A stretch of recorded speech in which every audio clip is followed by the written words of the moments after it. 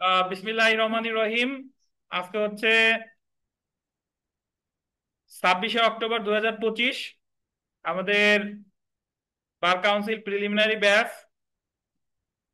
2025-এর ফৌজদারি কার্যবিধির 13তম ক্লাস। তো আজকে আমরা আলোচনা করব ফৌজদারি কার্যবিধির আপিলের 419 ধারা। দেখেন, আপিলের পিটিশন বা দরখাস্ত। খুব দ্রুত আমাদের একটু আগাইতে হবে আজকে। মূল মামলায়, একটা ফৌজদারি যে মূল মামলা, এটা কখনো হয় এজাহার, কখনো হয় জিডি, কখনো হয় নালিশি দরখাস্ত। বুঝেন কিনা? কখনো এজাহার, জিয়ার মামলার ক্ষেত্রে থানায় করলে জিয়া এজাহার পরে এফআইআর, নন জিয়ার থানায় করলে জিডি পরে হয় নন জিয়ার, আর কোর্টে আশা করলে পরে নালিশি দরখাস্ত বা কমপ্লেইন। সো আপিলের যে জিনিসটা আমরা কোর্টে সাবমিট করি, আপিল, এটার বলে পিটিশন বা দরখাস্ত। কি বলে? পিটিশন বা দরখাস্ত। এই যে দেখেন, 419 ধারায় বলেছে যে প্রত্যেকটি আপিল দায়ের করতে হবে, গোল দিবেন, পিটিশন বা দরখাস্ত আকারে। পাইছেন? তারপরে দেখেন, আপিলের পিটিশন আপিলকারী বা তার উকিল দাখিল করবে। আপিলকারী বা বা শব্দটা বললেন, বা। পাইছেন? আপিলের পিটিশন আপিলকারী বা তার উকিল। দেখছেন? তার মানে আপিলের পিটিশনটা হয় স্বয়ং আপিলকারী দাখিল করবে, অথবা তার কে? উকিল। এটা খেয়াল করেন, এখান থেকে প্রশ্ন আসবে। যে রায় বা আদেশের বিরুদ্ধে আপিল করা হচ্ছে, আপিলের পিটিশনের সাথে দাখিল করতে হবে। এখন আপনি যে রায়ের বিরুদ্ধে আপিল করতেছেন, ওটা তো অবশ্যই থাকতে হবে, নাহলে আপনি কিসের বিরুদ্ধে আপিল করতেছেন? চলে আসেন, আপিলকারী যখন জেলে, তাহলে 419 থেকে কি প্রশ্ন আসতে পারে? যে ফৌজদারি আপিল কি আকারে দায়ের করতে হবে? পিটিশন। ফৌজদারি আপিলের পিটিশন কে দাখিল করবে? আপিলকারী বা তার আইনজীবী। বুঝছেন? এইটুকুই। 420-এ আসেন, যখন আপিলকারী জেলে, যদি আপিলকারী জেলে থাকে, তাহলে সে তার আপিলের পিটিশন বা পিটিশনের সাথে দাখিলকৃত রায় বা আদেশের কপি, আন্ডারলাইন করবেন, জেলের দায়িত্ব থাকা কর্মকর্তার নিকট দাখিল করতে পারে, এবং উক্ত কর্মকর্তা পিটিশনটি সঠিক আপিল আদালতে পাঠাবে। 420 গোল দিয়ে 3টে স্টার দেন। ধরেন একজন ব্যক্তির মৃত্যুদণ্ড দিছে, এখন মৃত্যুদণ্ড দেওয়ার সাথে সাথে তারা তো কিসে নিয়ে যাবে? কারাগারে। বা যাবজ্জীবন কারাদণ্ড দেওয়ার সাথে সাথে কারাগারে নিয়ে যাবে। তাহলে এখন সে তো কারাগারে আছে, আপিলটা সে কার মাধ্যমে করবে? এ জায়গায় অপশন হলো দুইটা। নর্মালি যেটা হলো উকিল সাহেবরা আপিল করে নাকি, ওই যে কারাগার থেকে তার স্বাক্ষর নিয়ে আসে, এটা একটা পদ্ধতি। আর একটা, সে যদি মনে করে জেলারের কাছেও দাখিল করতে পারে, যাবতীয় কাগজপত্র জেলারের কাছে দাখিল করবে, তারপরে জেলের দায়িত্বে থাকা কর্মকর্তা সেটা আদালতে সাবমিট করবে। তো এখন কোনটা করবে, এটা তার বিবেচনামূলক ক্ষমতা। সে জেলের দায়িত্বপ্রাপ্ত কর্মকর্তার মাধ্যমেও করতে পারে, অথবা কি বলেন, আহ জেল মানে উকিলের মাধ্যমেও করতে পারে। তো এখান থেকে যে প্রশ্নটা আসতে পারে, যে জেল আপিল আছে কত ধারায়? 420। Jail appeal 420। কি আখেনুর, বাদন পাস করছে, কেমন লাগে? দেখেন, দেখেন, আপিলের সংক্ষিপ্ত খারিজ।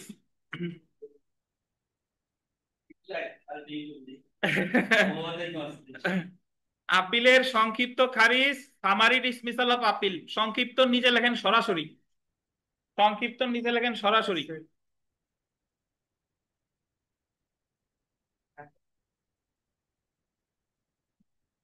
আপনি আপিল করছেন, আদালত যদি দেখে এই আপিলের কোনো গ্রহণযোগ্যতা নাই, ধরেন আপনি গিলটি প্লিটের বিরুদ্ধে আপিল করছেন, গিলটি প্লিটের বিরুদ্ধে আপিল করা যায় না, তাহলে আপনি আপিল করলে সাথে সাথে কি করবে? খারিজ করবে। 421, মানে যে ক্ষেত্রে আপিলের কোনো গ্রাউন্ড নাই, আপনি আপিল করছেন, সাথে সাথে খারিজ। কত ধারা? 421। এই যে দেখেন, গোল দিবেন, 421 ধারায় আপিল আদালত কোন আপিল, আন্ডারলাইন করবেন, সংক্ষিপ্ত ভাবে খারিজ করতে পারে, যদি তিনি মনে করে আপিলে হস্তক্ষেপ করার মতো কোনো কারণ নেই বা আপিল করার মতো কোনো কারণ নেই। তো তাহলে যে জিনিসটা খেয়াল করেন, আমরা 3টা ধারা ঝটপট করে ফেললাম।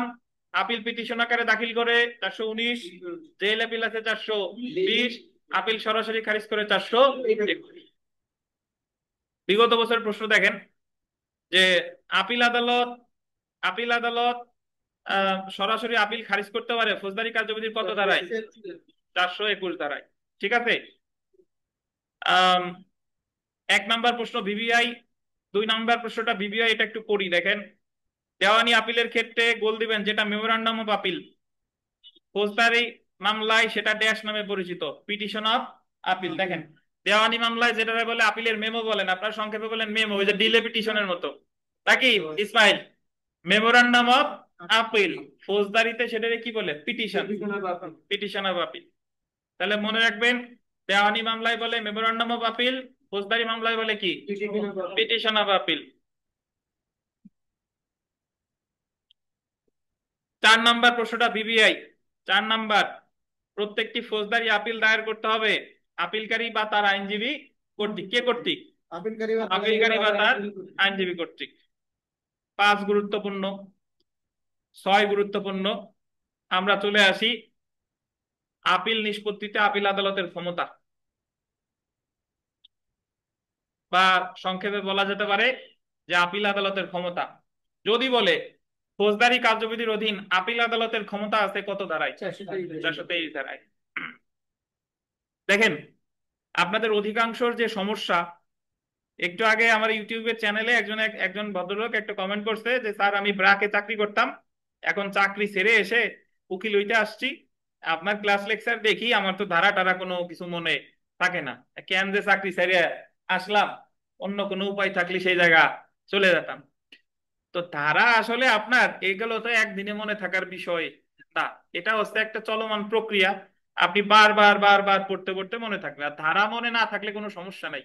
আপনি ধরেন একটা ধারাও জানেন না, ধারা থেকে সর্বসাকুল্যে যদিও ধরি, তো ধরলাম যে খুব সর্বোচ্চ হলেও 20টা প্রশ্ন আসছে ধারা থেকে, তার মানে 80টা প্রশ্ন ধারা ছাড়া। তাহলে আপনি ফ্যাক্ট মনে রাখেন, 80টার ভিতরে 50 পেলেই তো আমার পাস। আর ওই 20 যে আপনি একেবারেই মনে রাখতে পারবেন না বিষয়টা তা না, ওই 20টার মধ্যে 15, 5, 6টা 10টা এমনিতেই পারবেন। পড়তে পড়তে পড়তে পড়তে পড়তে একটা ধারণা চলে আসে। তো এজন্য আমরা চলে আসি আপিল আদালতের ক্ষমতা কত ধারা? 423। মনে রাখবেন, আপিল আদালত যা খুশি তাই করতে পারে। ওই যে আমরা আম, মৃত্যুদণ্ড অনুমোদনের ক্ষেত্রে 376 ধারায় হাইকোর্ট বিভাগ যা খুশি তাই করতে পারতো না, তো আপিল আদালত যা খুশি তাই করতে পারে। মানে খালাসের আদেশ বাতিল করতে পারে, দণ্ড দিতে পারে, পরিবর্তন করতে পারে, বাড়াইতে পারে, কমাইতে পারে, নতুন বিচারের নির্দেশ দিতে পারে, উনি যা খুশি তাই করতে পারে। সো এটা দেখেন, ফৌজদারি কার্যবিধি 423 ধারায় ফৌজদারি আপিল নিষ্পত্তিতে আপিল আদালতের ক্ষমতা আলোচনা করা হয়েছে। আপিল নিষ্পত্তির ক্ষেত্রে আপিল আদালত নিম্নলিখিত ক্ষমতা প্রয়োগ করতে পারে। আপিল খারিজ করতে পারে যদি আপিলের কোনো কারণ না থাকে। আন্ডারলাইন করেন, আপিল কি করতে পারে? খারিজ করতে পারে। তাহলে আমরা খারিজ পাইছি 2 জায়গা, 21 আর 23। আপিল খারিজ কয় জায়গা? 21 আর 23। এরপরে দেখেন, খালাস আদেশের বিরুদ্ধে আপিলের ক্ষেত্রে যদি কেউ খালাস আদেশের বিরুদ্ধে আপিল করে, গতকাল আমরা বিস্তারিত পড়েছি খালাস আদেশের আপিল, দণ্ডাদেশের বিরুদ্ধে আপিল, দণ্ড বৃদ্ধির আপিল।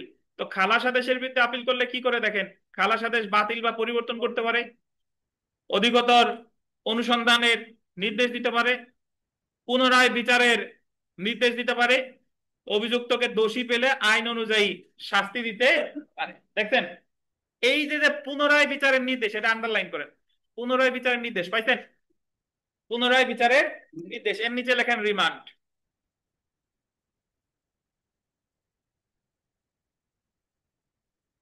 পাইছেন? রিমান্ড শব্দের অর্থ আমরা সবাই যেটা ধরে নিছি যে রিমান্ড মানে মনে হয় আসামিরে যে মারপিট করা, বাট সেটা না। রিমান্ড মানে হলো ফেরত পাঠানো। কখনো আসামিরে রিমান্ডে পাঠায়, কখনো মামলা রিমান্ডে পাঠায়। আসামিরে রিমান্ডে পাঠায় যখন ওই যে বিনা পরোয়ানায় গ্রেফতার করে, 24 ঘন্টার মধ্যে তদন্ত শেষ করতে না পারলে তদন্তকারী কর্মকর্তা আবেদন করে তারপরে রিমান্ডে নেয়। আর মামলা রিমান্ডে পাঠায় হলো আপিল আদালত। আপিল আদালত আপিল করছেন, আপিল আদালতের মনে হয়েছে এই মামলায় আবার বিচার হওয়া দরকার, তাহলে আপিল আদালত ওই মামলাটা আবার ফেরত পাঠাইছে কোন আদালতে? বিচারিক আদালতে। এই যে যে পুনরায় বিচারের জন্য যে ফেরত পাঠালো, এটার বলে কি? রিমান্ড। বুঝছেন? এই যে নাইম গাজী যে আমাদের কাছে ফেরত আসছে, উনি রিমান্ডে আসছে।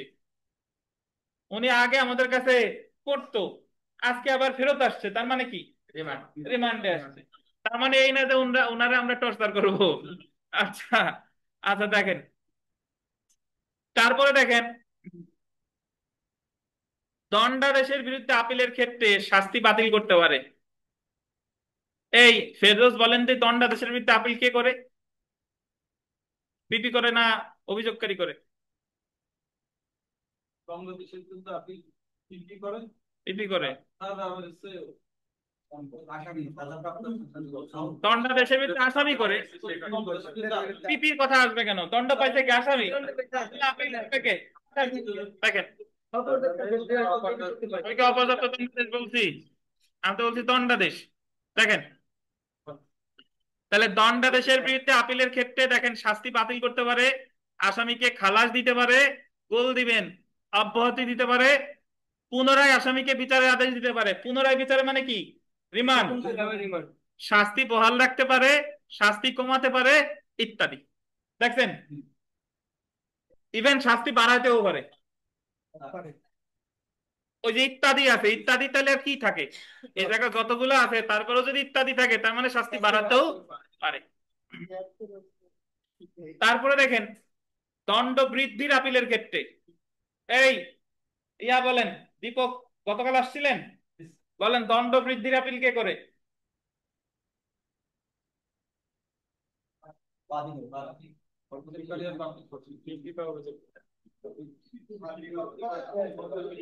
দণ্ড বৃদ্ধির আপিল কে করে? দণ্ড বৃদ্ধির আপিল, আপনারা এই এই জিনিস কিন্তু মুখস্থ করেন না।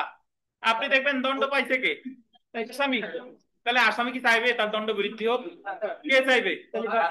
যে মামলা করছে সে। তাহলে দণ্ড বৃদ্ধির আপিল কে করবে? অথবা বাদী, নাকি? তাহলে এই জিনিস তো মুখস্থ না, আপনি প্রশ্ন করবেন দণ্ড কে পাইছে?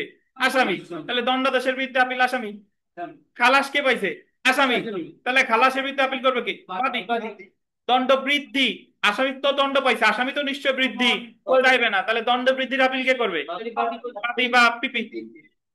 আচ্ছা, তাহলে দণ্ড বৃদ্ধির আপিলের ক্ষেত্রে শাস্তি পরিবর্তন করতে পারে, আসামিকে খালাস বা অব্যাহতি দিতে পারে, তাকে পুনরায় বিচার নির্দেশ দিতে পারে, শাস্তি বহাল রাখতে পারে, শাস্তির পরিমাণ বাড়াতে পারে বা কমাতে পারে। মানে আপনি আপিল করছেন দণ্ড বৃদ্ধির জন্য, ইচ্ছা করলে উনি কমাইতেও পারে।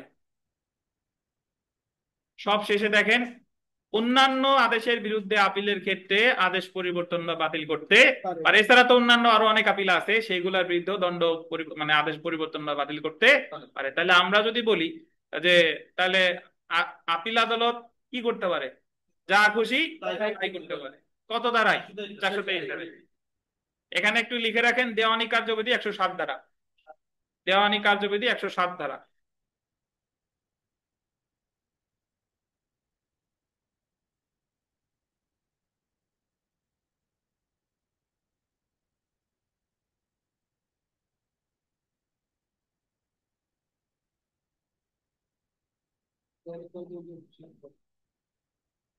তাহলে ভাই, দেওয়ানি কার্যবিধি 107 ধারায়, এই কথাটার অর্থ কি? মানে দেওয়ানি মামলায় আপিল আদালতের ক্ষমতা আছে কত ধারায়?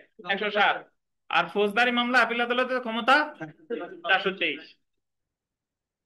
426 ধারাটা বিবিআই। দেখেন, আপিল চলমান থাকলে দণ্ড স্থগিত বা জামিন দেওয়ার ক্ষমতা।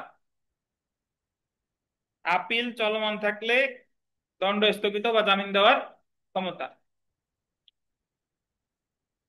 আপিল চলমান থাকলে দণ্ড স্থগিত বা জামিনের বিধান 426 ধারা আবেদন করা যায়। 426 ধারায় আপিল আদালতকে আপিল চলাকালীন সময় দণ্ড স্থগিত বা আসামিকে জামিন দেওয়ার ক্ষমতা দেওয়া হয়েছে। তো প্রথমে দেখেন, নিম্নলিখিত ক্ষেত্রে আপিল আদালত দণ্ড স্থগিত করে আসামিকে জামিন দিতে পারে। প্রথমটা দেখেন, 426 ধারা অনুযায়ী আপিল চলমান থাকাকালে আপিল আদালতে যে দণ্ডাদেশ বা আদেশের বিরুদ্ধে আপিল করা হয়েছে সেই দণ্ডাদেশ বা আদেশ কার্যকর করা, গোল দিবেন, স্থগিত করতে পারে এবং আন্ডারলাইন করবেন, আসামিকে জামিনে মুক্তি দিতে পারে। এই কথাটার অর্থ কি? ধরেন কাউকে যখন যে কোনো দণ্ড দেওয়া হয়, ইভেন মৃত্যুদণ্ড, যাবজ্জীবন কারাদণ্ড, যে দণ্ডই দেন না কেন, আমাদের পরবর্তী কার্যক্রম তো থাকে আপিল করা। আপিল করা, এখন আপিল করে যখন আপিল চলমান আছে তখন তখন আমি আদালতে আবেদন করবো যে ইওর অনার, যতদিন পর্যন্ত আপিল চলমান আছে ততদিন পর্যন্ত আমার দণ্ড স্থগিত করে আমার জামিনে মুক্তি দেওয়া হোক। কত ধারায়? 426 ধারায়। ইভেন আপনি মৃত্যুদণ্ডের মামলায়ও জামিন চাইতে পারেন আপিল আদালতে। কত ধারায়? 426 ধারায়। বুঝতে পেরেছেন? তাহলে যদি বলে যে আপিল আদালত দণ্ড স্থগিত করে এবং জামিন দেয়, কত ধারায়? 426 ধারায়। তারপরে দেখেন, গোল দেবেন, বিচারিক আদালত কর্তৃক কোন ব্যক্তি অনধিক 1 বছরের কারাদণ্ডে দণ্ডিত হলে, এটা গোল দেন, অনধিক 1 বছর। বিচারিক আদালত কর্তৃক কোন ব্যক্তিরে কারাদণ্ড দিছে কতদিন? 1 বছর। উক্ত দণ্ডাদেশের বিরুদ্ধে আপিলের বিধান থাকলে, যদি ওই কারাদণ্ডের বিরুদ্ধে আপিলের বিধান থাকে তাহলে, এবং বিচারিক আদালত যদি মনে করে যে উক্ত ব্যক্তি আপিল দায়ের করতে পারে, আন্ডারলাইন করবেন, বিচারিক আদালত যদি মনে করে যে ওই ব্যক্তি আপিল করতে পারে, তাহলে বিচারিক আদালত উক্ত ব্যক্তিকে গোল দিবেন জামিনে মুক্তি দিতে পারে। 426 2 ক গোল দিয়ে 3টে স্টার দেন। 426 2 ক। এই কথাটার অর্থ কি দেখেন, একটু আগে আমরা পড়লাম যে বিচারিক আদালত যদি দণ্ড দেয়, আমি জামিন চাইছি কোন আদালতে গিয়ে? আপিল আদালতে। দণ্ড স্থগিত চাইছি প্লাস জামিন। কিন্তু 426 2 কত বলছে যে বিচারিক আদালত যদি দণ্ড দেয় 1 বছর, সর্বোচ্চ কত? 1 বছর। তাহলে আপনি যে আদালত দণ্ড দিল সেই আদালতেই সাথে সাথে জামিন চাইতে পারে আপিলের শর্তে, যে আমি আপিল করতে চাই, আমার জামিনে মুক্তি দেওয়া। বাট এই ক্ষেত্রে দণ্ডটা হতে হবে কতদিন? 1 বছর। যদি 1 বছরের বেশি হয় তাহলে আপনি আপিলের শর্তে জামিন চাইতে পারবেন না। বুঝছেন? আবার আপনি আপিলের শর্তে জামিন চাইলেন, যখন আপিল করবেন তখন কিন্তু আবার আপনার জামিন চাইতে হবে। এমন না যে আপিল করার পর ওই জামিন বহাল থাকবে। তাহলে আপনি বিচারিক আদালতে 1 বছর কারাদণ্ড দিলে একটা সুবিধা পাইতেছেন যে আপিলের শর্তে আপনি জামিনটা পাচ্ছেন। তবে কত বছরের কারাদণ্ড? 1 বছরের। বুঝতে পারছেন? তারপর একটা দেখেন, হাইকোর্ট বিভাগ যদি সন্তুষ্ট হয় যে দণ্ডিত ব্যক্তিকে আপিল বিভাগে অনুমতি সাপেক্ষে আপিল করার বিশেষ অনুমতি দেওয়া হয়েছে, তখন হাইকোর্ট বিভাগ যে দণ্ড দিয়েছে আপিল আদালত দণ্ড দিয়েছে আপিল চলাকালীন সময় উক্ত দণ্ড স্থগিত বা আসামিকে জামিনে মুক্তি দিতে পারে। কিছুই বোঝা যায় নাই। তো এটার অর্থ হলো, আমরা নর্মালি জানি যে ধরেন একজন ব্যক্তিকে কতদিন আমরা পড়ছি যে যুগ্ম দায়রা জজ 5 বছর পর্যন্ত কারাদণ্ড দিলে আপিল দায়রা জজের কাছে, 5 বছরের বেশি দিলে হাইকোর্ট। এটুক তো মনে আছে। এখন ধরেন একজন ব্যক্তিকে 6 বছরের কারাদণ্ড দিছে, তাহলে আসামি আপিল করবে কোথায়? হাইকোর্টে। ধরেন আমি একটু আপনাদের বোঝানোর স্বার্থে বললাম, হাইকোর্টে সে আপিল করে সে জামিন চাইতে পারে, পারে না? এই 426 ধারায় যে আমার দণ্ড স্থগিত করে আমার কি দেওয়া হোক, জামিন দেওয়া। হাইকোর্ট তারে জামিন দিছে। আপিল ধরেন 1 বছর শুনানি করে তার ওই 6 বছর কারাদণ্ড বহাল রাখছে। তা বহাল যদি রাখে তাহলে সাথে সাথে তারা আবার কি কারাগারে নিয়ে যাবে। তাহলে আপিলে ওই দণ্ড কি আছে? বহাল আছে। এবং ওই দণ্ডটা বহাল থাকলে আপিল আদালত, দ্যাট মিনস হাইকোর্ট বিভাগে। এখন আমরা জানি হাইকোর্ট বিভাগের দণ্ডের বিরুদ্ধে লিভ টু আপিল করতে হয় কোথায়? আপিল বিভাগে। লিভ টু আপিল মানে অনুমতি সাপে, লিভ টু শব্দের অর্থ অনুমতি। বুঝছেন? এখন হাইকোর্ট বিভাগে আপিল করতে গেলে, সরি আপিল বিভাগে আপিল করতে গেলে আগে আপনার অনুমতি চাইতে হবে যে আমি আপিলটা করতে চাই, আমার ওই দণ্ডের বিরুদ্ধে আমার আপিলে 6 বছর দণ্ড বহাল লাগছে, আমার আপিল করে অনুমতি দেওয়া হোক। তা আপনি আপিল বিভাগে অনুমতি চাইছেন, অনুমতি দিয়েছে যে ঠিক আছে তোমার আপিল শোনা হবে, শোনা হবে। বাট এর মধ্যে সে তো কিসে আছে? কারাগারে আছে না? কারাগারে আছে। তখন ওই যে তারে অনুমতি দিল আপিল বিভাগ, এটা সে জানাবে হাইকোর্টে যে আমার লিভ টু আপিল অনুমতি দিছে। সো আপনি আমার লিভ টু আপিল যতদিন পর্যন্ত শুনানি চলে ততদিন পর্যন্ত আমার জামিনে মুক্তি দেন। তাহলে এই জামিনটা কে দিচ্ছে? হাইকোর্ট। বুঝছেন? তাহলে যদি হাইকোর্টে কোনো দণ্ড বহাল থাকে এবং ওই দণ্ডের বিরুদ্ধে আপিল করতে হবে কোথায়? আপিল আদালত, আপিল বিভাগে। আপিল বিভাগ যদি লিভ টু আপিলের কি দেয়? অনুমতি দেয়। তাহলে আমি এই অনুমতির কথা জানাবো কোথায়? হাইকোর্ট বিভাগে। তাহলে হাইকোর্ট বিভাগ আমার কি দিবে? জামিন দিবে। এবার পড়ি দেখেন, হাইকোর্ট বিভাগ যদি সন্তুষ্ট হয় যে দণ্ডিত ব্যক্তিকে আপিল বিভাগে অনুমতি সাপেক্ষে আপিল করার বিশেষ অনুমতি দেওয়া হয়েছে, দেখছেন? তখন হাইকোর্ট বিভাগ যে দণ্ড দিয়েছে, ওই যে 6 বছর দণ্ড দিয়েছে, আপিল চলাকালীন সময় উক্ত দণ্ড স্থগিত বা আসামিকে জামিনে মুক্তি দিতে পারে। এবার বুঝছেন? তাহলে আপিল আদালতে জামিন কত ধারায়? 426। আর বিচার আদালত আপিলের শর্তে জামিন নিতে পারে কত ধারায়? 426 2 ক। কতদিন কারাদণ্ড দিলে? জি 487 আছে। যার প্রশ্ন আছে তার প্রশ্ন নিব, একটু মনে করেন, মনে রাখেন, আমি প্রশ্নের সময় দিব। 427 ধারা দেখেন, গ্রেফতার করতে ওয়ারেন্ট জারির ক্ষমতা। মানে ফৌজদারি কার্যবিধির আন্ডারলাইন করবেন 417 ধারায় খালাস আদেশের বিরুদ্ধে এবং 417 ক ধারায় অপর্যাপ্ত দণ্ডাদেশের বিরুদ্ধে আপিলের ক্ষেত্রে হাইকোর্ট বিভাগ বা অন্য কোনো আপিল আদালত আসামিকে গ্রেফতারের জন্য ওয়ারেন্ট ইস্যু করতে পারে। একটু বুঝেন, পরীক্ষায় প্রশ্ন আসবে যে আপিল আদালত ওয়ারেন্ট ইস্যু করে কত ধারায়? 427 ধারায় পরীক্ষায় প্রশ্ন আসবে যে কোন ধরনের আপিল করলে আপিল আদালত ওয়ারেন্ট ইস্যু করতে পারে।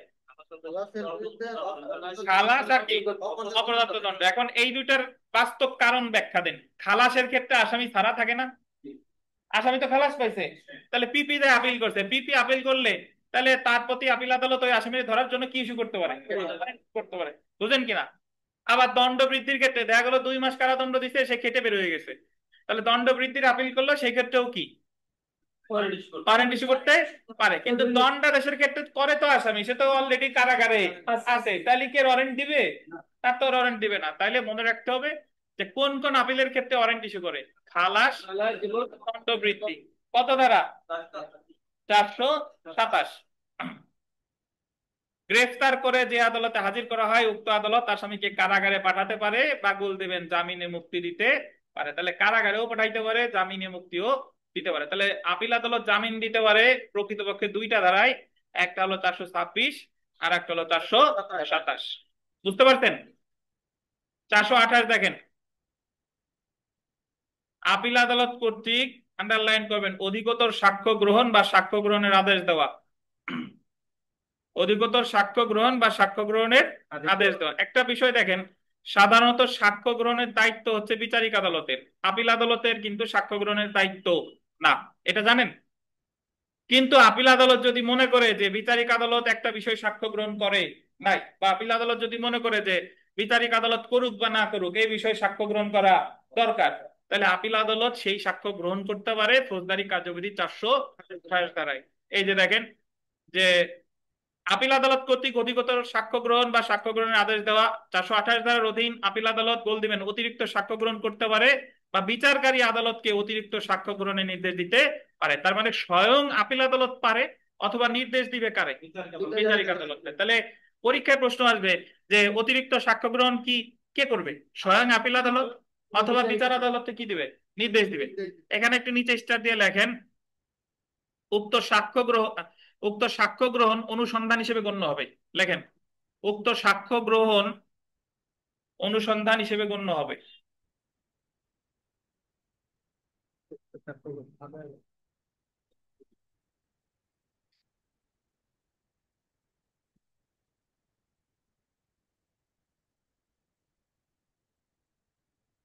উক্ত সাক্ষ্য গ্রহণ কি হবে বলেন? আমি একটু বলে দিই, আপনারা পরীক্ষায় প্রশ্ন আসবেন, নরমালি সাক্ষ্য গ্রহণ পর্যায়ে বলে বিচারিক কার্যক্রম, চার্জ গঠনের পরেই সাক্ষ্য গ্রহণ করে। কিন্তু আপিল আদালত সাক্ষ্য গ্রহণ করলে এটার বিচার বলে না, এটার বলে কি? অনুসন্ধান। মনে থাকে যেন, আপিল আদালত সাক্ষ্য গ্রহণ করলে এটার বলে অনুসন্ধান। বুঝছেন? জেনে রাখা ভালো, পড়বো না। বিগত বছরের প্রশ্ন দেখেন, বিচারিক আদালত একজন দণ্ডিতকে জামিন দিতে পারে যদি তার কারাদণ্ডের মেয়াদ হয় অনধিক কত? 1 বছর। মাহবুব সাহেব এদিক তাকান। আপিল আদালত একজন দণ্ডিত ব্যক্তিকে জামিন দিতে পারে যদি তার কারাদণ্ডের মেয়াদ হয় কত?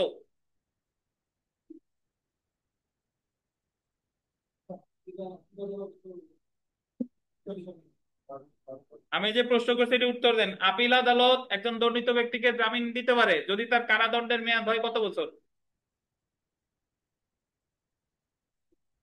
1 বছর। অনলাইনে যারা আছেন উত্তর দেন।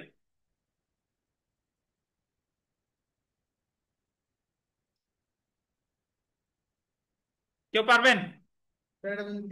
আপিল আদালত তো যে কোনো দণ্ডিত ব্যক্তির জামিনে মুক্তি দিতে পারে, বিচারিক আদালতের ক্ষেত্রে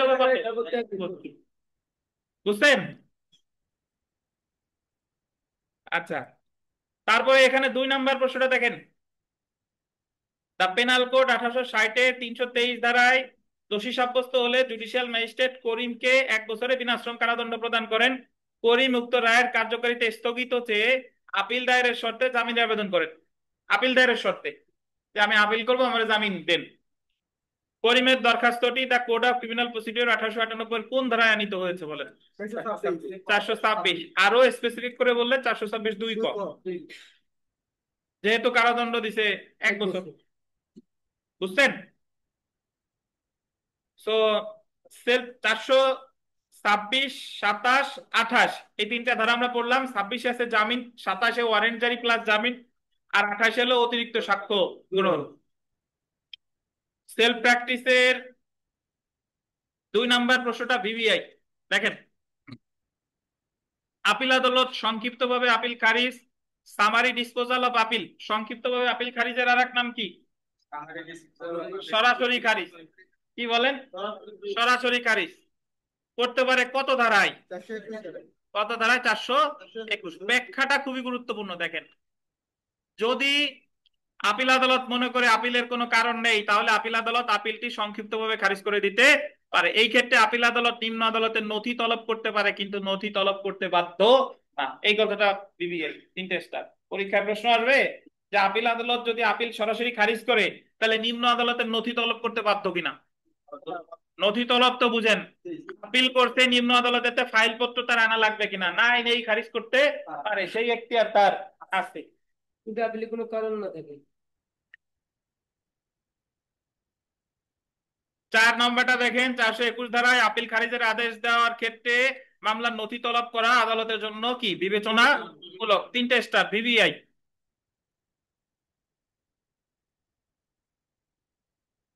5, 7, 8, 11 নম্বর প্রশ্নটা আমরা ভেতরে পড়ি নাই, বাট এখানে পড়বো। যখন একই বিচারে একাধিক ব্যক্তিকে দণ্ডিত করা হয়, মানে একটা মামলায় ধরেন 5 জনকে দণ্ড দিছে, তাদের মধ্যে যে কোনো একজনের বিরুদ্ধে আপিলযোগ্য রায় বা আদেশ প্রদান করা হয়, সেই ক্ষেত্রে কোন তথ্যটি সঠিক? দণ্ডিত ব্যক্তিদের সকলে আপিল করতে পারে, বা দণ্ডিত ব্যক্তিদের যে কোনো একজন আপিল করতে পারে। মানে সবাইরে তো 5 জনের দণ্ড দিছে, তাহলে 5 জনের পক্ষে একজন আপিল করতে পারে, বা 5 জন মিলেও আপিল করতে পারে। এই কথাগুলো আছে, বলা আছে কত ধারায়? 415 ক। দেখছেন? 415 ক। আমরা চলে আসি 12 নাম্বার প্রশ্ন। মিলে না? 14 নাম্বার দেখেন, সবশেষেরটা দেখেন, আপিল বাতিলের উপরে। ফৌজদারি মামলার ক্ষেত্রে আপিল আদালত নিম্নলিখিত কোন ধরনের ক্ষমতা প্রয়োগ করতে পারে না? কোন অপরাধ সংগঠনের কি নালিশি পিটিশন গ্রহণ করতে পারে না। চলে আসেন আপিল বাতিলকরণ। আপিল বাতিলকরণ ইংরেজিটা দেখেন, অ্যাবেটমেন্ট অফ আপিল। এই অ্যাবেটমেন্ট মানে হচ্ছে বাতিল, ABATEMENT, অ্যাবেটমেন্ট। উপরে লেখেন অ্যাবেটমেন্ট, ABET। আর একটা অ্যাবেটমেন্ট লেখেন ABETMENT।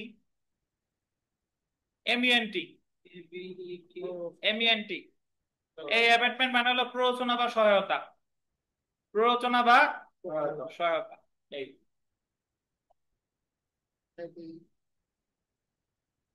একটা হলো ABATEMENT, এটা হলো বাতিল। আর ABETMENT অ্যাবেটমেন্ট মানে কি? প্ররোচনা। তো এখানে একটা বিষয় খেয়াল করেন, আপিল বাতিলের ক্ষেত্রে যেটা মনে রাখতে হবে, যে আপিল যেই করুক না কেন, আমার দেখতে হবে আসামি মরছে কিনা। আসামি মারা গেলে আপিল বাতিল, অন্য কেউ মারা গেলে আপিল বাতিল না। বাদী মারা যাক, পিটি মারা যাক, আপিল বাতিল হবে না। আমি একটু এইভাবে চিন্তা করেন, ধরেন যে দণ্ড বৃদ্ধির আপিলের ক্ষেত্রে যদি আপিলকারী মারা যায়, তাহলে আপিল বাতিল হবে কিনা। পরীক্ষায় প্রশ্ন আসবে যে দণ্ড বৃদ্ধির আপিলের ক্ষেত্রে আপিলকারী মারা গেলে আপিল বাতিল হবে কিনা। দণ্ড বৃদ্ধির আপিল করে কে? বাদী বা পিপি। তাহলে পিপি মারা গেলে বাতিল হবে না, হবে না। বুঝেন? কিন্তু দণ্ড বৃদ্ধির আপিলের ক্ষেত্রে যদি আসামি মারা যায়, তাহলে আপিল কি বাতিল। খালাসের আপিলের ক্ষেত্রে, খালাসের বিরুদ্ধে আপিলের ক্ষেত্রে যদি বাদী মারা যায়, বাতিল হবে না। না, আমার দেখতে হবে আসামি মারা গেছে কিনা। আসামি মারা গেলে আপিল কি বাতিল। তবে একটা কথা 431 ধারায় আছে, সেটা হলো একটা ক্ষেত্রে আসামি মারা গেলেও আপিল বাতিল হবে না। এটা বিবিআই, সেটা হলো জরিমানা, অর্থদণ্ড। অর্থাৎ ধরেন একজন ব্যক্তি তার যাবজ্জীবন কারাদণ্ড দিছে এবং তারে 2 লাখ টাকা জরিমানা করছে। এখন সে ওই যাবজ্জীবন কারাদণ্ড আর ওই জরিমানার বিরুদ্ধে আপিল করছে। সে মারা গেছে, তো তার দণ্ড তো বাতিল, কিন্তু ওই 2 লাখ টাকা জরিমানা বাতিল হয় নাই। 2 লাখ টাকা ওই যে গতদিন আমরা পড়ছিলাম ফৌজদারি কার্যবিধি 386 ধারার বিধান অনুসারে কালেক্টরে দিয়ে আদায় করবে, যে তুমি ওই আসামির গরু ছাগল কি আছে এগুলো ক্রোধ করে টাকা পয়সা আইনে দাও। বুঝতে পারছেন? তাহলে একটা ক্ষেত্রে আসামি মারা গেলেও আপিল বাতিল হবে না, সেই ক্ষেত্রটা কি? অর্থদণ্ড বা জরিমানা বলবেন নাকি কেউ? জরিমানা। আচ্ছা দেখেন, তো আমরা এই জায়গায় অনেক প্যাচের কথা বলা আছে, বাট মূল থিওরি এক, আসামি মারা গেলেই আপিল বাতিল। তো এই 431 ধারায় বলা হয়েছে, দেখেন যে 417 এবং 417 ক ধারার অধীন প্রত্যেকটি আপিল অভিযুক্ত ব্যক্তির মৃত্যুতে চূড়ান্তভাবে বাতিল হবে, এবং এই অধ্যায়ের অধীন অন্যান্য প্রত্যেকটি আপিল অর্থদণ্ডের বিরুদ্ধে আপিল ব্যতীত আপিলকারীর মৃত্যুতে চূড়ান্তভাবে বাতিল হবে। দেখছেন, আন্ডারলাইন করেন, অর্থদণ্ডের বিরুদ্ধে আপিল ব্যতীত আপিলকারীর মৃত্যুতে চূড়ান্তভাবে বাতিল হবে। কি হয়েছে?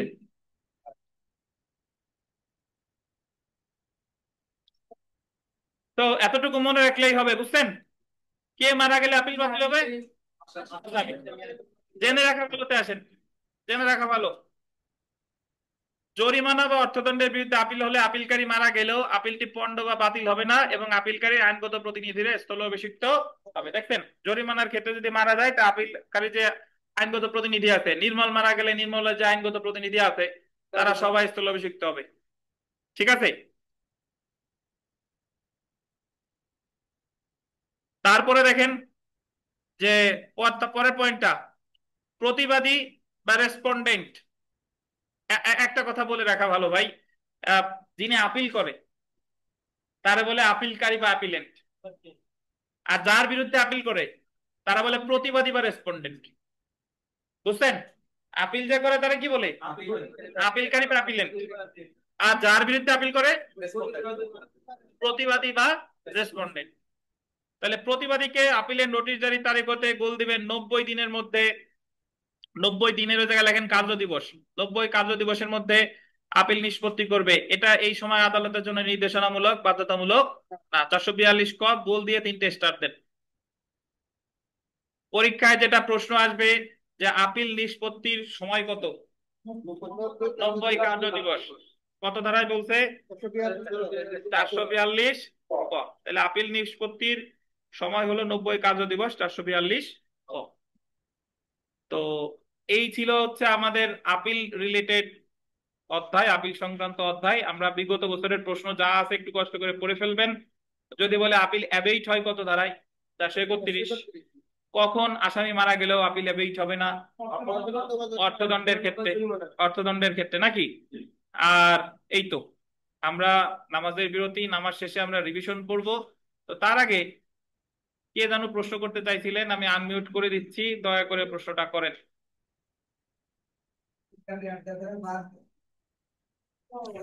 আসসালামু আলাইকুম স্যার। আসসালামু আলাইকুম স্যার। অ্যাপিলেট ডিভিশন না অ্যাপিলেট কোর্ট? বুঝি নাই, অ্যাপিলেট ডিভিশন নাকি অ্যাপিলেট। Appellate court? আচ্ছা ধন্যবাদ। জি। শুনেন, সুপ্রিম কোর্টের দুইটা বিভাগ, একটা হচ্ছে সুপ্রিম কোর্টের দুইটা বিভাগ, সবার উপরে হলো আপিল বিভাগ, তারপরে হচ্ছে কি হাইকোর্ট বিভাগ। বুঝছেন? তো জি স্যার। আপিল বিভাগ আর অ্যাপিলেট কোর্ট এক জিনিস না। আপিল বিভাগ একটাই, আর কোথাও না। কিন্তু অ্যাপিলেট কোর্ট কখনো চিফ জুডিশিয়াল ম্যাজিস্ট্রেট, কখনো দায়রা জজ, কখনো হাইকোর্ট বিভাগ, কখনো চিফ মেট্রোপলিটন ম্যাজিস্ট্রেট, কখনো জেলা ম্যাজিস্ট্রেট। তো অ্যাপিলেট কোর্ট বিভিন্ন হতে পারে, ইভেন আপিল বিভাগও অ্যাপিলেট কোর্ট। কারণ আমি যখন হাইকোর্টের আদেশের বিরুদ্ধে আপিল করব, তাহলে আপিল বিভাগ হচ্ছে অ্যাপিলেট কোর্ট, আপিল আদালত।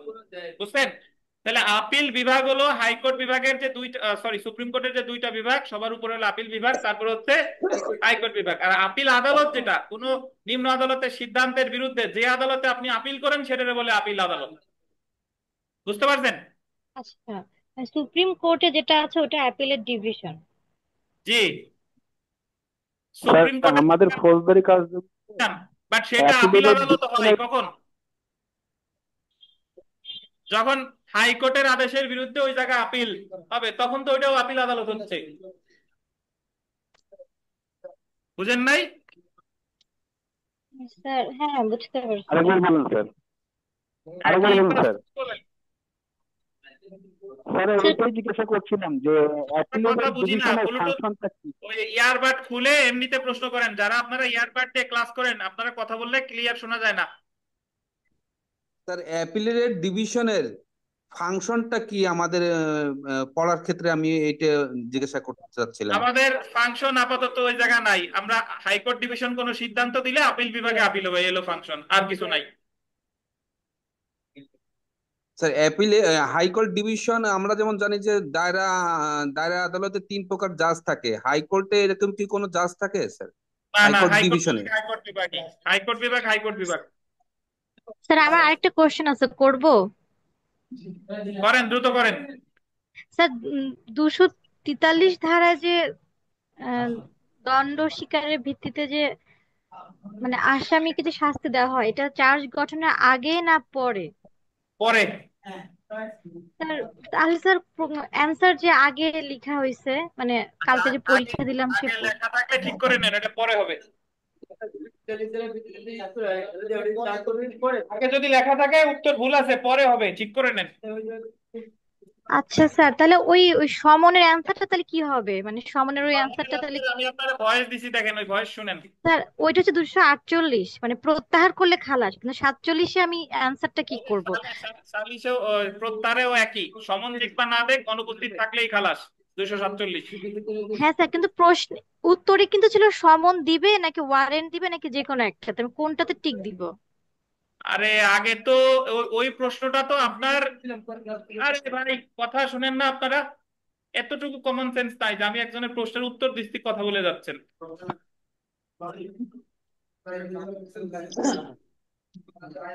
ওই প্রশ্নটা 2025-এর সংশোধনীর আগে, সো আপনি কেমনে ঠিক করবেন? আচ্ছা তাহলে প্রশ্ন তাহলে বাদ, আচ্ছা ঠিক আছে স্যার। স্যার 238টা মনে হয় আমাদের বোঝানো হয়েছিল না, এই জন্য আমি বুঝতে পারিনি। ঠিক আছে, এখন তো বুঝতে পেরেছেন। ঠিক আছে, না স্যার আমরা পড়া শুরু করি। রিভিশন সম্পর্কে আসলে আলোচনা করছে কোথায়? রিভিশন সম্পর্কে আলোচনা করেছে, দেখেন ডান সাইডে দেখেন 235 থেকে 442 ক। তো রিভিশন কখন করে?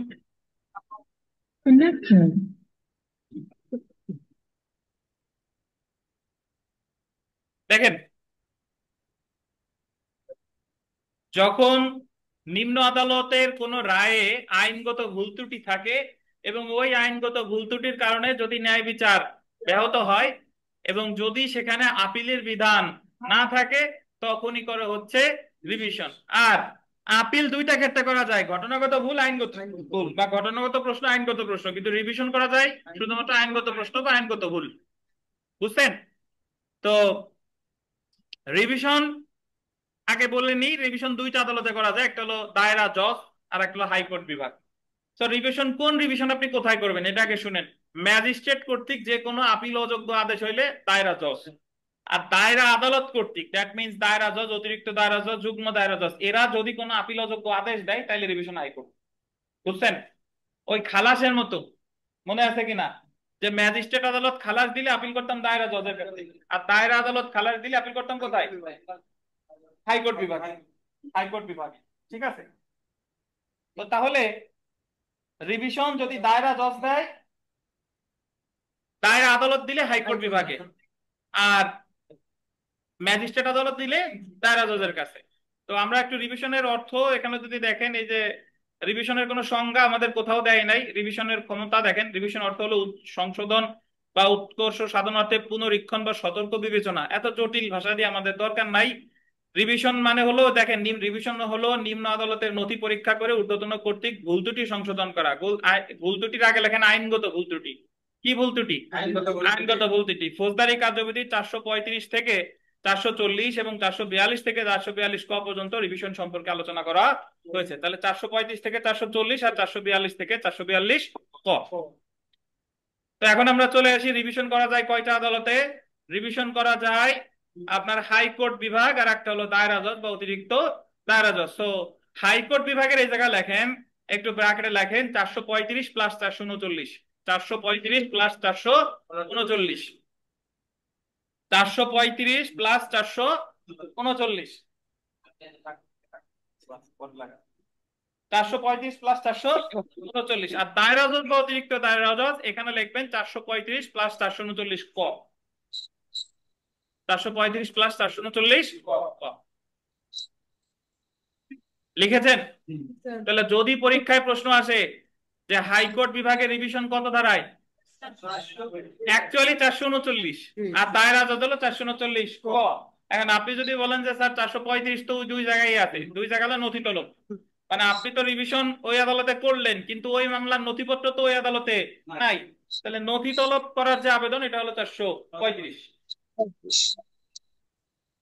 আচ্ছা, এখন আমরা পড়ি 435 ধারাটা। দেখেন, নিম্ন আদালতের নথি তলবের ক্ষমতা। ফৌজদারি কার্যবিধি 435 ধারা হাইকোর্ট বিভাগ বা দায়রা জজ অধীনস্থ কোনো ফৌজদারি আদালতের কোনো মামলার নথি তলব করতে পারে বা মামলার কার্যক্রম পরীক্ষা করতে পারে। নিম্নলিখিত কারণে হাইকোর্ট বিভাগ বা দায়রা জজ নিম্ন আদালতের নথি তলব বা পরীক্ষা করতে পারে। কি কি দেখেন, অধীনস্থ আদালত কর্তৃক প্রদত্ত বা লিপিবদ্ধ কোনো, আন্ডারলাইন করেন, কোনো দণ্ড বা আদেশের নির্ভুলতা, দণ্ড বা আদেশের কি নির্ভুলতা, বৈধতা বা যৌক্তিকতা সম্পর্কে সন্তুষ্ট হতে। ধরেন আপনি একটা আদেশ দিয়ে দিচ্ছেন, দায়রা জজ 249 ধারায় মামলা স্থগিত করছে, বা দায়রা জজের কি 249 ধারায় ক্ষমতা আছে? নাই। তাহলে এই জায়গা দেখবে যে এই আদেশটার বৈধতা আছে কিনা, অধীনস্থ আদালতের মামলার কার্যক্রম রীতিসম্মত কিনা, মানে ঠিকঠাক মতো হয়েছে কিনা, এগুলো সম্পর্কে সন্তুষ্ট হতে। এরপরে দেখেন, উক্ত পর্যালোচনাকালীন থাকাকালীন সময়ের জন্য হাইকোর্ট বিভাগ বা দায়রা জজ, আন্ডারলাইন করবেন, কোন দণ্ড কার্যকর করে স্থগিতের আদেশ দিতে পারে। আপিল আদালত যেরকম দণ্ড কার্যকর স্থগিতের আদেশ দেয় 426, রিভিশন আদালত দণ্ড কার্যকর স্থগিত করে কত? 435। বুঝছেন? আবার যদি অভিযুক্ত আটকে থাকে তাহলে তাকে জামিনে মুক্তি দিতে পারে বা আসামি নিজ মুচলেকায় জামিন দিতে পারে। তাহলে জামিন, রিভিশন আদালত জামিন দেয় 435। সো আপিল আদালতে আপনি জামিন চাবেন 426 বা 427, আর রিভিশন আদালতে জামিন চাবেন কত ধারায়? 435। 435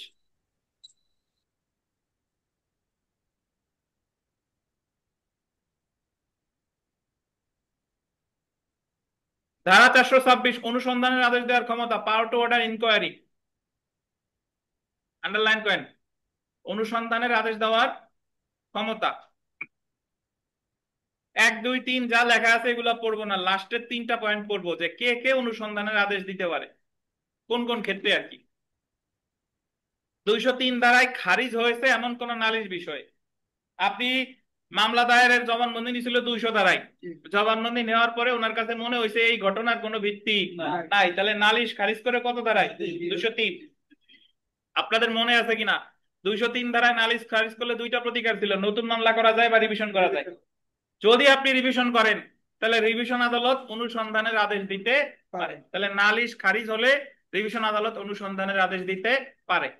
তারপরে দেখেন, 204-3 ধারায় খারিজ করা হয়েছে এমন কোন নালিশ, নির্মল প্রশ্ন করছিল 204-3-এ কেমনে খারিজ হয়, মনে আছে কিনা? প্রসেস ফি যদি না দেয় তাহলে নালিশ খারিজ হয় 204-3। তাহলে এই ক্ষেত্রেও রিভিশন করলে রিভিশন আদালত অধিকতর অনুসন্ধানের নির্দেশ দিতে পারে। তাহলে 203-এ খারিজ হলেও পারে, 204-3-এ খারিজ হলেও পারে। এরপরে দেখেন, যে মামলায় কোনো অপরাধে অভিযুক্ত ব্যক্তিকে গোল দিবেন অব্যাহতি দেওয়া হয়েছে, সেই মামলায় অধিকতর অনুসন্ধানের নির্দেশ দিতে পারে। অব্যাহতি যদি কোনো আসামির অব্যাহতি দেয়, আসামির অব্যাহতি দেয় কয়টা ধারায় দেখেন, 202 কতে দেয়, 241 কতে দেয়, 265 গতে দেয়, 494 দেয়। তাহলে আসামির অব্যাহতি দিলেও তো রিভিশন করা যায়, এবং অব্যাহতি দিলে যদি রিভিশন করে তাহলে অধিকতর অনুসন্ধান করতে পারে। কত ধারায়? 436। এই খারিজ আর অব্যাহতি এইগুলা ছাড়া আর কোনো ক্ষেত্রে রিভিশন আদালত অনুসন্ধানের আদেশ দিবে না। ধরেন আপনি অন্য কোনো জায়গায় রিভিশন করতেন অন্য কোনো আদেশের বিরুদ্ধে, উদাহরণস্বরূপ বলা যায় যে আপিল আদালত দণ্ড বহাল লাগছে, চিফ জুডিশিয়াল ম্যাজিস্ট্রেট দণ্ড বহাল লাগছে, দায়রা জজের কাছে রিভিশন করছেন, এই জায়গায় অনুসন্ধানের আদেশ দিতে পারবে না, কারণ এটা খারিজও না, এটা অব্যাহতিও না। বুঝেন কিনা? 249 ধারায় মামলা কার্যক্রম স্থগিত করতে রিভিশন করলেন, এই জায়গায় অনুসন্ধানের আদেশ দিতে পারবে না, কারণ এটা খারিজও না, অব্যাহতিও না। সো আমার যে পরীক্ষায় প্রশ্ন আসবে যে রিভিশন আদালত অনুসন্ধানের আদেশ দিতে পারে কোন কোন ক্ষেত্রে, মামলা খারিজের ক্ষেত্রে, আর আসামি কি অব্যাহতির ক্ষেত্রে। কত ধারায়? 436 ধারায়। 436 ধারায়। আমরা চলে আসি হাইকোর্ট বিভাগের রিভিশন ক্ষমতা।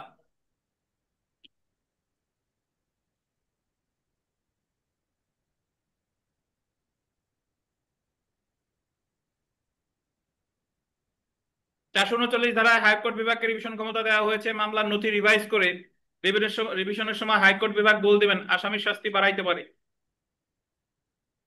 রিভিশন আদালত আসামির শাস্তি কি বাড়াতে পারে, তবে হাইকোর্ট বিভাগ রিভিশন ক্ষমতা বলে আন্ডারলাইন করবেন খালাসের আদেশকে দণ্ডাদেশে দণ্ডে পরিণত করতে পারবে না। মানে অনেক ক্ষেত্রে খালাস আদেশের বিরুদ্ধে যদি রিভিশন করা হয়, তাহলে রিভিশন আদালত ওই খালাস আদেশে দণ্ডে পরিণত করতে পারবে না। বুঝছেন? এ জায়গা সংক্ষেপে ব্র্যাকেটে একটু লিখে রাখেন, যদিও এটা প্রিলিতে লাগবে না, বাট এটা লিখিততে লাগবে। ব্র্যাকেটে লেখেন উচ্চ আদালতের নজির অনুসারে, লেখেন উচ্চ আদালতের নজির অনুসারে, নজির অনুসারে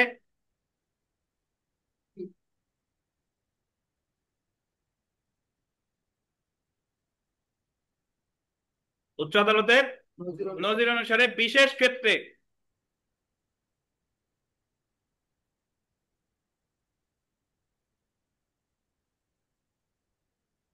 খালাসের আদেশকে দণ্ডে পরিণত করতে পারে।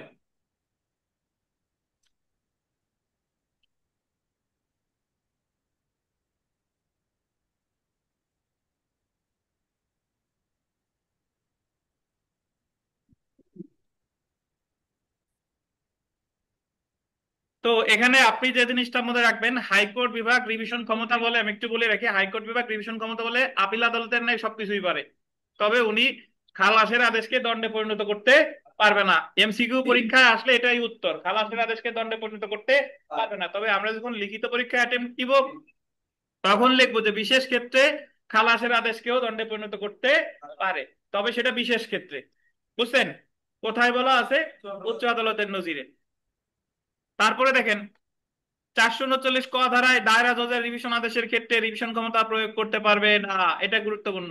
বলছে যে দায়রা জজ রিভিশনের যে সিদ্ধান্ত দিবে সেটাই চূড়ান্ত, এর বিরুদ্ধে হাইকোর্ট বিভাগ হস্তক্ষেপ করতে পারবে না। সাধারণত দায়রা জজের যে কোনো সিদ্ধান্তের বিরুদ্ধে হাইকোর্ট হস্তক্ষেপ করতে পারে, বাট একটা ক্ষেত্রেই পারে না, সেটা হলো দায়রা জজ যদি রিভিশনে কোনো সিদ্ধান্ত দেয়, সেই ক্ষেত্রে হাইকোর্ট বিভাগ দ্বিতীয় রিভিশন করা যায় না। কারণ ফৌজদারি কার্যবিধিতে মনে রাখবেন, আমরা ফৌজদারি কার্যবিধিতে দ্বিতীয় আপিল করছি না, ওই যে খালাসের ক্ষেত্রে।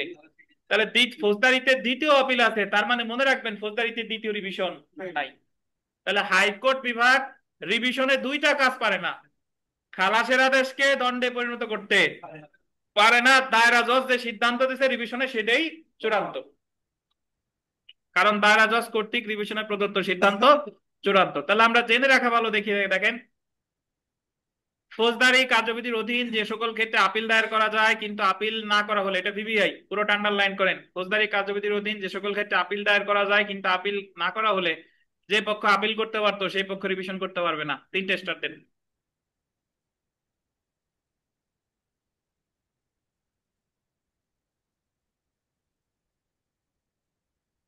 এ আপনারা শুনতেছেন না?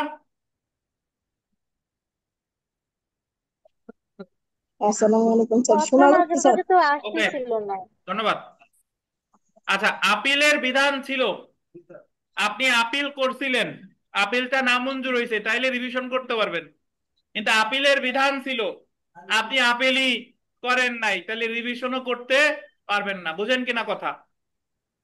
আপিলের বিধান ছিল আপিল করেন নাই, তাহলে রিভিশনও করতে পারবেন না। আমরা চলে আসি দায়রা জজের রিভিশন ক্ষমতা। দায়রা জজের রিভিশন ক্ষমতা 439 ক, নিচে লেখেন 1978 সালে।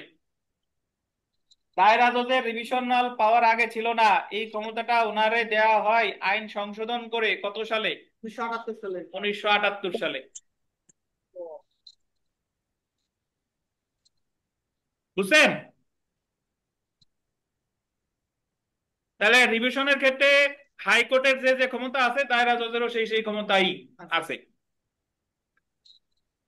439 ক ধারায় দায়রা জজকে রিভিশন ক্ষমতা দেওয়া হয়েছে। হাইকোর্ট বিভাগের রিভিশন সংক্রান্ত যে সকল ক্ষমতা আছে দায়রা জজ সেই সকল ক্ষমতা প্রয়োগ করতে পারে।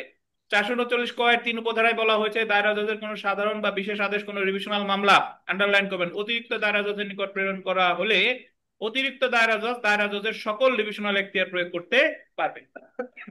তাহলে সুতরাং আন্ডারলাইন করবেন অতিরিক্ত দায়রা জজেরও রিভিশন ক্ষমতা আছে। তাহলে অতিরিক্ত দায়রা জজের রিভিশন ক্ষমতা আছে যদি দায়রা জজ তার কাছে কোনো মামলা, রিভিশন মামলা প্রেরণ করে। বুঝতে পারছেন? এখন যদি আমরা দেখি যে যে সকল ক্ষেত্রে রিভিশন করা যায় না, কোন কোন ক্ষেত্রে যায় না? ফৌজদারি কার্যবিধির অধীন যে সকল ক্ষেত্রে আপিল করা যায় কিন্তু আপিল করা না হলে যে পক্ষ আপিল করতে পারতো সেই পক্ষ রিভিশন করতে পারবে না, এলো এক। আর একটাও আমরা জানি, দায়রা জজের নিকট রিভিশন দায়ের করা হলে উক্ত বিষয়ে দায়রা জজের সিদ্ধান্তই চূড়ান্ত, উক্ত আদেশের বিরুদ্ধে হাইকোর্ট বিভাগে দ্বিতীয় রিভিশন দায়ের করা যাবে না। বুঝছেন? আপিলের বিধান ছিল আপিল করেন নাই, রিভিশন করা যাবে না। আর দায়রা জজ রিভিশনে যে সিদ্ধান্ত দিছে এইটার বিরুদ্ধে হাইকোর্টে আর দ্বিতীয় রিভিশন করা যাবে না। ক্লিয়ার? আর যে সকল ক্ষেত্রে রিভিশন করা যায় এটা আমরা পড়বো না, এটা হলো যে সকল ক্ষেত্রে আপিল করা যায় না সেই ক্ষেত্রে রিভিশন করা যায়। আমি একেবারে শুরুর থেকে যদি বলি, দেখেন ওই কোরক আদেশের বিরুদ্ধে 88 ধারা রিভিশন করা যায়, তারপরে 144 ধারা আদেশের বিরুদ্ধে রিভিশন করা যায়, 45 আদেশের বিরুদ্ধে রিভিশন করা যায়, রিমান্ড আদেশের বিরুদ্ধে রিভিশন করা যায়, সমনের আদেশ দিলে রিভিশন করা যায়, মামলা খারিজ করলে রিভিশন করা যায়, অব্যাহতি দিলে রিভিশন করা যায়, তারপরে ওই যে আপনার চার্জ পরিবর্তন করলে রিভিশন করা যায়, সার্চ ওয়ারেন্টের বিরুদ্ধে রিভিশন করা যায়, তারপরে গিলটি প্লিট করলে রিভিশন করা যায়, তুচ্ছ মামলার ক্ষেত্রে রিভিশন করা যায়, সামারি ট্রায়ালে 5,000 টাকা জরিমানা করলে রিভিশন করা যায়, আরো অনেক জায়গায় রিভিশন করা যায়। তাহলে যে সকল জায়গায় আপিল করা যায় না সেই সকল জায়গায় কি করা যায়? রিভিশন। এখন আমরা রিভিশনের তামাদি মেয়াদ দেখি। দেখেন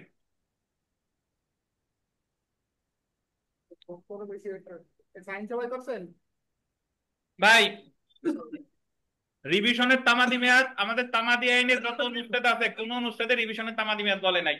উচ্চ আদালতের নজিরে বলেছে আপিলের যে তামাদি মেয়াদ রিভিশনের সেই তামাদি মেয়াদ। অর্থাৎ দায়রা জজ কোর্টে আপিলের তামাদি মেয়াদ 30 দিন, হাইকোর্টে 60 দিন, রিভিশনেরও তাই 30 আর 60। কত অনুচ্ছেদে বলছে? কোথাও বলে নাই। কিসে বলছে? বিচারিক নজিরে। আপিল বা রিভিশন নিষ্পত্তির মেয়াদ। আপিলের ক্ষেত্রে প্রতিবাদীকে এবং রিভিশনের ক্ষেত্রে অপরপক্ষকে নোটিশ জারির তারিখ হতে 90 দিনের মধ্যে আপিল বা রিভিশনটি নিষ্পত্তি করতে হবে। কতদিন? 90 দিন। এটা আমরা আগে পড়ছি। এ সময়, হ্যাঁ, এ সময় আদালতের জন্য নির্দেশনামূলক কিন্তু বাধ্যতামূলক না, এটা হবে কার্য দিবস। কি বলেন? কার্য দিবস।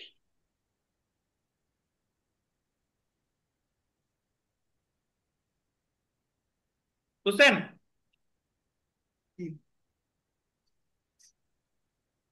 এখানে একটা কথা লিখে রাখেন, রিভিশনকারী সমান সমান প্রতিপক্ষ। রিভিশনকারী সমান সমান প্রতিপক্ষ।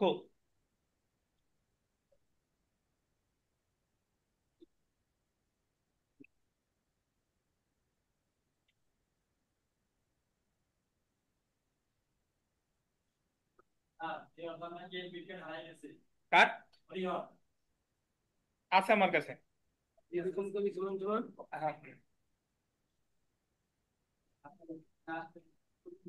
রিভিশনকারী সমান সমান কে? প্রতিপক্ষ। আপিলকারী সমান সমান কে? প্রতিবাদী। আপিলের অপর পক্ষরে বলে প্রতিবাদী, রেসপন্ডেন্ট। আর রিভিশন যে করে তারা বলে রিভিশনকারী, আর যার বিরুদ্ধে রিভিশন করে তারা বলে অপোজিট পার্টি, অপর পক্ষ বা প্রতিপক্ষ। ঠিক আছে? আচ্ছা, তো জেনে রাখা ভালো। দেখেন, রিভিশন ক্ষমতা প্রয়োগ করা আদালতের জন্য বিবেচনামূলক। কোন রিভিশনের আবেদন ক্ষেত্রে দায়রা জজের আদেশই চূড়ান্ত। কোন রিভিশন আবেদনের ক্ষেত্রে দায়রা জজের সিদ্ধান্তই চূড়ান্ত। ফৌজদারি কার্যবিধিতে কোনো আন্ডারলাইন করবেন, দ্বিতীয় রিভিশনের বিধান নাই। 3টে স্টার দেন। ফৌজদারি কার্যবিধিতে দ্বিতীয় রিভিশনের কোনো বিধান নাই। বুঝছেন? আর ফৌজদারি কার্যবিধিতে কোনো রিভিউর সুযোগ নাই। কি হয়েছে আমারে বলেন? আপিলকারী সমান সমান প্রতিবাদী।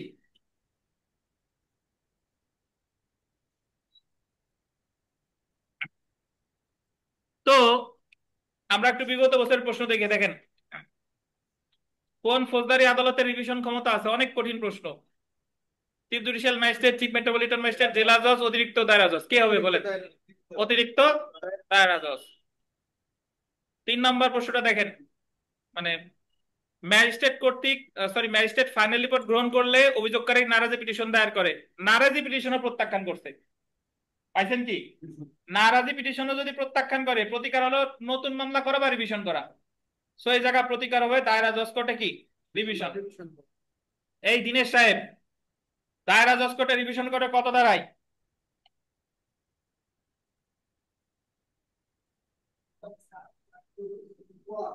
কত? গলা ভাঙছে কেন? আচ্ছা, সেলফ প্র্যাকটিস দেখেন। ফৌজদারি কার্যবিধি ড্যাশ ধারা অনুযায়ী হাইকোর্ট বিভাগ বা দায়রা জজ অধীনস্থ আদালতের মামলার নথি তলব করতে পারে। ইংরেজিতে আন্ডারলাইন করবেন, call for records of inferior courts. Inferior মানে হলো নিম্ন আদালত, ইনফেরিয়ার কোর্টস মানে নিম্ন আদালত। নথি তলব কত? 435।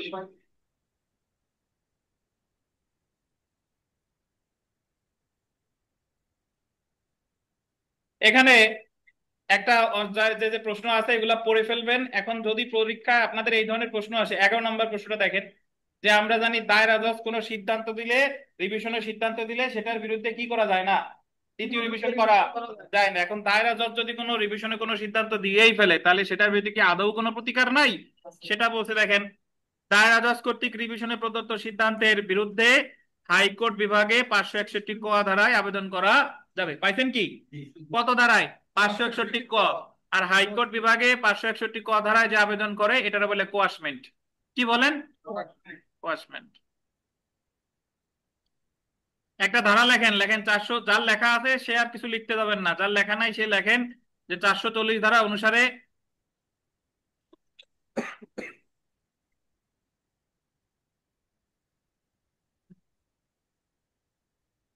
দণ্ড বৃদ্ধির ক্ষেত্রে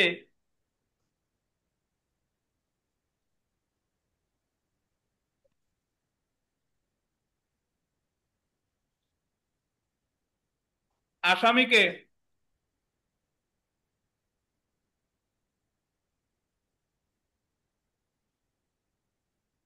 না শুনে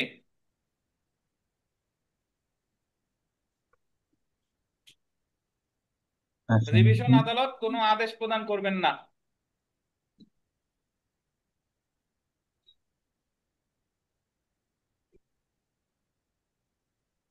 আদেশ প্রদান করবেন না, লিখছেন? এরপরে আর একটু লেখেন, এছাড়া অন্যান্য ক্ষেত্রে, এছাড়া অন্যান্য ক্ষেত্রে রিভিশন আদালত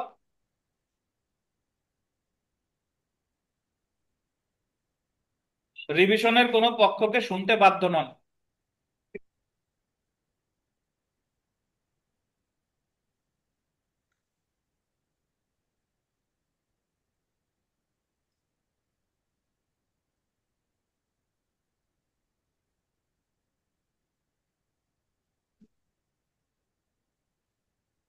রিভিশনের কোনো পক্ষকে শুনতে বাধ্য নন।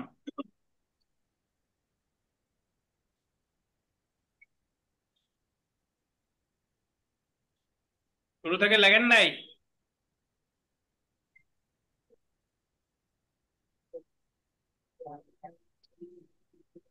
তাহলে যে দণ্ডবৃদ্ধির ক্ষেত্রে আসামিকে শুনানির সুযোগ না দিয়ে কোনো আদেশ দিবেন না, লিখছেন? আর অন্যান্য ক্ষেত্রে রিভিশন আদালত কাউরে শুনতে বাধ্য নন। মানে হলো স্যার ধারাটা বলছেন স্যার। 440 ধারা মানে হলো যে আপনি রিভিশন করতেন, রিভিশন আদালত কাউরে না শুনেই সিদ্ধান্ত দিতে পারে, কিন্তু একটা ক্ষেত্রে কাউরে না শুনে সিদ্ধান্ত দিবে না। সেটা হলো যদি আসামির শাস্তি বাড়ায়, তাহলে অবশ্যই তার কারণ দর্শানোর সুযোগ দিবে যে কেন আপনার শাস্তি বাড়াবো না। বুঝছেন? নিচে আর একটু লেখেন যে আদালত স্বপ্রণোদিত হয়েও রিভিশন ক্ষমতা প্রয়োগ করতে পারে। আদালত স্বপ্রণোদিত হয়ে রিভিশন ক্ষমতা প্রয়োগ করতে পারে।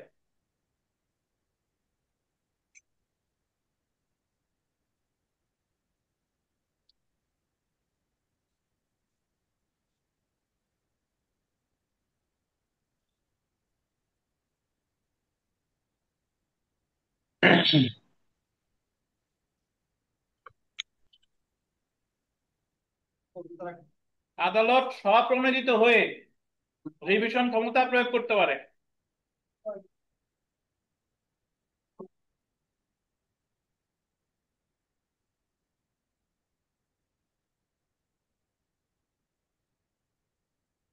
মানে হলো ওনার কাছে কেউ রিভিশন করে নাই, উনি নিজে নিজেই কোনো সিদ্ধান্ত রিভিশন করতে পারে, কিন্তু স্বপ্রণোদিত হয়ে আপিল ক্ষমতা প্রয়োগ করা যাবে না।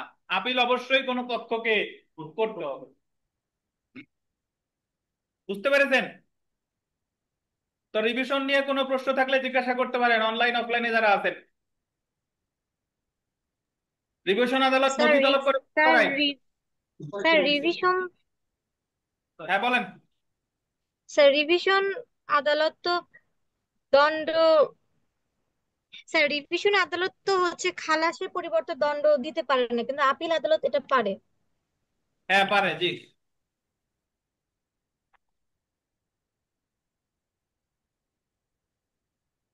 আর কোনো প্রশ্ন আছে?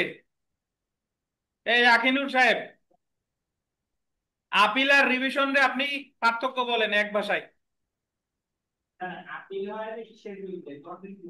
আর দণ্ডের বিরুদ্ধে রিভিশন হয় না, তাইলে পার্থক্য কেমন হইলো? মিলন বলেন।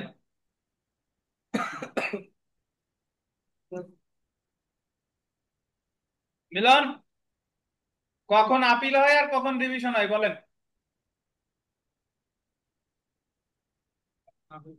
পারবেন? দিনেশ, কখন আপিল হয় আর কখন রিভিশন হয়? হুম,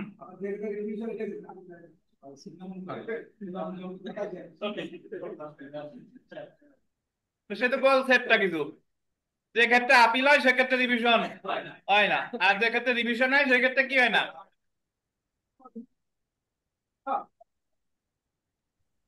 পীযূষ বলেন, পীযূষ নতুন একটা কারণ বলেন।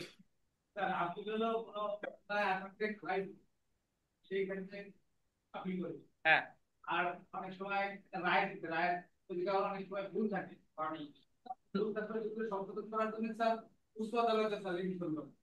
কিরম ফৌজদারি মামলায় করণিক ভুল সংশোধনের জন্য রিভিশন কেমনে করে?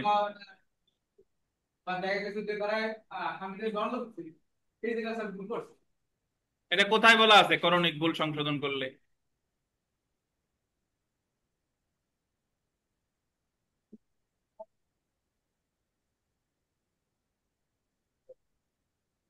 বিমল সাহেব কি বলেন? 369 দ্বারাই যে করণিক ভুল সংশোধন করে, সেজন্য তো রিভিউ করা মানে রিভিশন করার দরকার নাই, ওটা তো ওই আদালতই করতে পারে।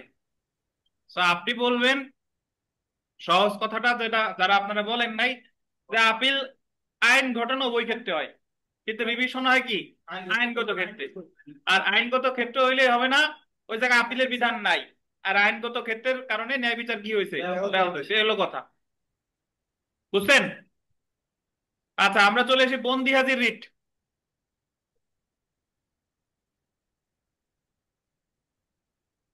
পাইছেন? কত ধারা? ভাই, যখন কোনো ব্যক্তিরে বেআইনি ভাবে কেউ আটক রাখে, তাহলে ওই ব্যক্তিকে মুক্ত করার যে প্রক্রিয়া, সেটার বলে বন্দি হাজির রিট বা রিট অফ হ্যাবিয়াস কর্পাস। এই রিটটা নরমালি রিট হচ্ছে হাইকোর্টের এক প্রকার অরিজিনাল জুরিসডিকশন, মানে যে মামলাগুলো সরাসরি হাইকোর্টে করে, এর মধ্যে এই বিভিন্ন ধরনের মামলা আছে, এর মধ্যে একটা হলো রিট। যদি কখনো স্যার রিট আদি শব্দটা শুনেন, এখতিয়ার যেটা, আদি এখতিয়ার যেটা। হ্যাঁ শুনেন আগে ধৈর্য ধরে, যে মামলাগুলো সরাসরি হাইকোর্টে করে মানে হাইকোর্টের আদি এখতিয়ার, সেটা অনেকগুলো মামলা আছে যেগুলো সরাসরি হাইকোর্টে করে, যেরকম কোম্পানির মামলা, জাহাজের মামলা, এই মামলাগুলো নিম্ন আদালতে হয় না, রিট। তার মধ্যে আরেকটা হচ্ছে রিট। বাংলাদেশ সংবিধানের 102 অনুচ্ছেদ অনুসারে বিভিন্ন ক্ষেত্রে 5 প্রকার রিট করা যায়। তো ফৌজদারি কার্যবিধির 491 ধারায় তার মধ্যে একটা বলছে, সেটা হলো রিট অফ হ্যাবিয়াস কর্পাস, মানে বন্দি হাজির রিট। যদি কোনো ব্যক্তিকে বেআইনি ভাবে আটক রাখা হয়, তাহলে তারে মুক্ত করার যে প্রক্রিয়া হাইকোর্টে আবেদন করবে সেটা হলো রিট। আর এই রিটটা কি বলে? Writ of habeas corpus. ধরেন একজন ব্যক্তিরে থানায় নিয়ে গেছে গ্রেফতার করে, এখন তারে 5 দিন থানার মধ্যে আটকায় রাখছে, তারে ম্যাজিস্ট্রেটের কাছে হাজির করে নাই, এটা বেআইনি আটক। তো ওই থানা থেকে মুক্ত করার জন্য কি করতে হবে? রিট অফ হ্যাবিয়াস কর্পাস দায়ের করতে হবে কোথায়? এই যে দেখেন, তো যখন কোনো ব্যক্তিকে বেআইনি ভাবে আটক করা হয় তখন বন্দি হাজির রিট পিটিশন দায়ের করা হয়। গোল দিবেন, যে কোনো ব্যক্তি বন্দি হাজির রিট দায়ের করতে পারে। পরীক্ষা যদি আসে যে বন্দি হাজির রিট কে করতে পারে, যে কোনো ব্যক্তি। বন্দি হাজির অর্থ হলো বন্দীকে আদালতে হাজির করা, অর্থাৎ বন্দী হাজির রিটের ক্ষেত্রে আদালত বেআইনিভাবে আটককৃত কোনো বন্দীকে আদালতে হাজির করার জন্য নির্দেশ দিতে পারে তার নিজের সন্তুষ্টির জন্য যে ব্যক্তিকে আদালতে বেআইনিভাবে আটক রাখা হয়নি, এবং সংশ্লিষ্ট পক্ষ যথাযথ ব্যাখ্যা দিতে ব্যর্থ হলে বন্দীকে মুক্তি দিতে পারে। সংবিধানের 102 এর খ এর সরেওয়া অনুচ্ছেদে এবং ফৌজদারি কার্যবিধির আন্ডারলাইন করবেন 491 ধারায় গোল দিবেন হাইকোর্ট বিভাগ এই ক্ষমতা প্রয়োগ করতে পারে। তো যদি প্রশ্ন করেন যে স্যার ফৌজদারি কার্যবিধির 491 এর সাথে সংবিধানের 102 এর খ এর সরেওয়ার পার্থক্য কি, 491 সমান সমান লেখেন, 491 সমান সমান দিয়ে লেখেন স্বপ্রণোদিত হয়ে এবং আবেদনের ভিত্তিতে।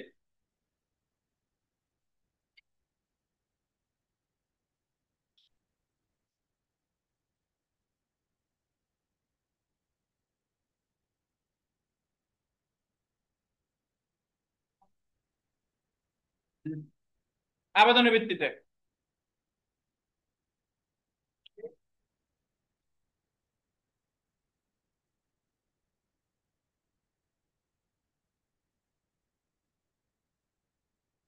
মানে হাইকোর্ট স্বপ্রণোদিত হয়েও পারে, আবার কেউ আবেদনের ভিত্তিতেও পারে। আর 102 সমান সমান 102 অনুচ্ছেদ লেখেন আবেদনের ভিত্তিতে। 102 আপনাদের জন্য নকল ইবাদতের মতো, মনে না রাখলেও চলবে। আবেদন, আর 102 শুধু আবেদন।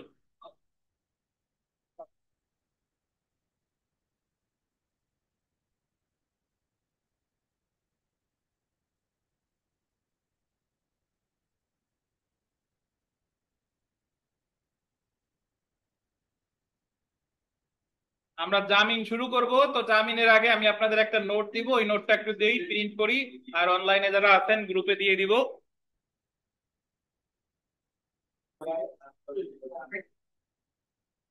জামিন সংক্রান্ত বিধান, জামিন থেকে একটি প্রশ্ন পাবেন ফৌজদারি কার্যবিধিতে ইনশাআল্লাহ। জামিন সম্পর্কে আলোচনা করতে দেখেন 496 থেকে 498, অ্যাকচুয়ালি 496 থেকে 98 কে 502 লেখেন, 502 কত হবে বলেন? 502। তো জামিন আসলে কাকে বলে? জামিন হলো যে যখন কোনো ব্যক্তিকে গ্রেফতার করা হয় তখন তাকে আইনগত হেফাজত থেকে মুক্ত করার যে প্রক্রিয়া সেটা বলে হচ্ছে জামিন। অর্থাৎ আহ আইনগত হেফাজত হতে মুক্ত করার যে প্রক্রিয়া সেটাকে বলে কি? জামিন। আচ্ছা, তো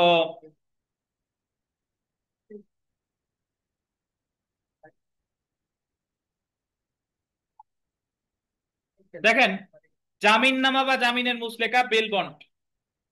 তো তার আগে জামিন আসলে জামিনের দুইটি শর্ত থাকে দেখেন, একটা হলো জামিননামা বেল বন্ড আর একটা হলো জামিনদার সিউরিটি। তো আমরা সরাসরি এই জামিননামা কাকে বলে? জামিননামা বলা হচ্ছে যে আপনারা যে বেল বন্ড দাখিল করেন, জামিন হওয়ার পরে এত টাকার মুচলেকা, এত টাকার বন্ডে জামিন দেওয়া হলো, ওই যে যেটা কাগজটা দেন ওখানে একজন জামিনদারের নাম উল্লেখ করা লাগে। তো এই হলো বেল বন্ড আর জামিনদার। তো আমরা সরাসরি চলে আসি 496 ধারা, জামিনযোগ্য অপরাধের ক্ষেত্রে জামিন। আচ্ছা, কোন কোন অপরাধ জামিনযোগ্য এবং কোন কোন অপরাধ জামিন অযোগ্য, এটা আসলে দ্বিতীয় তফসিলের 5ম কলাম হতে বোঝা যায়। দ্বিতীয় তফসিলে মোট কলাম আছে কয়টা? 8টা। এর ভিতরে 5ম কলাম আছে জামিনযোগ্য নাকি জামিন অযোগ্য। সো কোন কোন অপরাধ জামিনযোগ্য না জামিন অযোগ্য সেই ধারাগুলো জানা যাবে দ্বিতীয় তফসিলের 5ম কলাম থেকে। এখন ওখানে যদি লেখা থাকে যে কোনো অপরাধ জামিনযোগ্য তাহলে আদালত জামিন দিতে বাধ্য, এই কথাটাই বলা আছে 496 ধারায়। 496 ধারায় বলছে যে জামিনযোগ্য অপরাধের ক্ষেত্রে জামিন পাওয়া একজন ব্যক্তির অধিকার, যদি তার জামিন না দেওয়া হয় তাহলে এটা তার অধিকার লঙ্ঘিত হবে। তাই জামিনযোগ্য অপরাধে জামিন দেওয়া আদালত আদালত দিতে কি বাধ্য।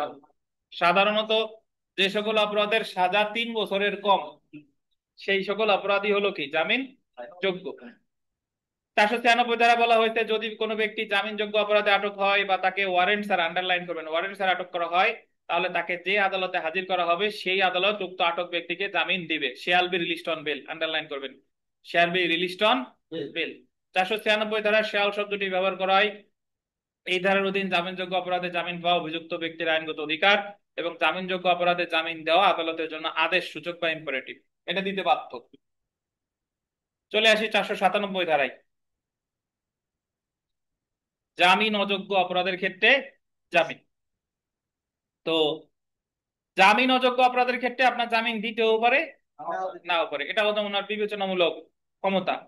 497 ধারা অনুযায়ী যদি কোনো ব্যক্তিকে পুলিশ জামিন অযোগ্য অপরাধে আটক করে অথবা ওয়ারেন্ট ছাড়া আটক করে, তাহলে তাকে জামিন দেওয়া যেতে পারে। এই যে দেখেন, may be released on bail, দিতেও পারে নাও পারে।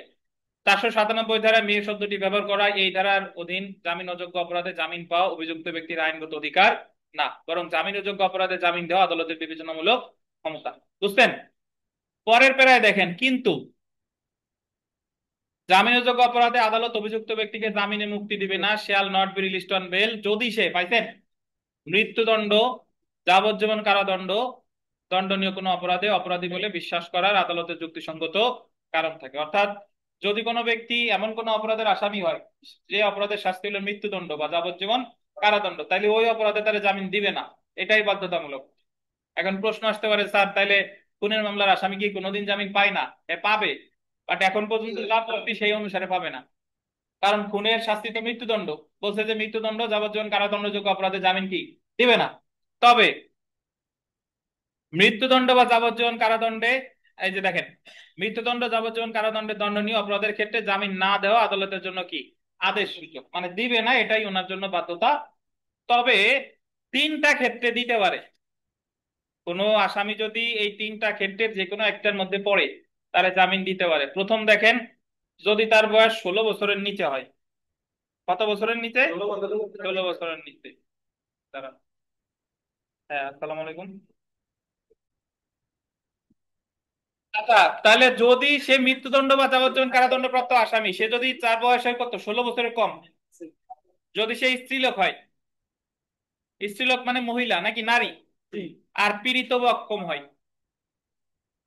এই 3টার যে কোনো একটা গ্রাউন্ডে যদি আপনি পড়েন, তাহলে আপনার জামিন অযোগ্য অপরাধের ক্ষেত্রে জামিন আদালত দিলেও দিতে পারে, তাতে সেটা মৃত্যুদণ্ডযোগ্য অপরাধ হলেও।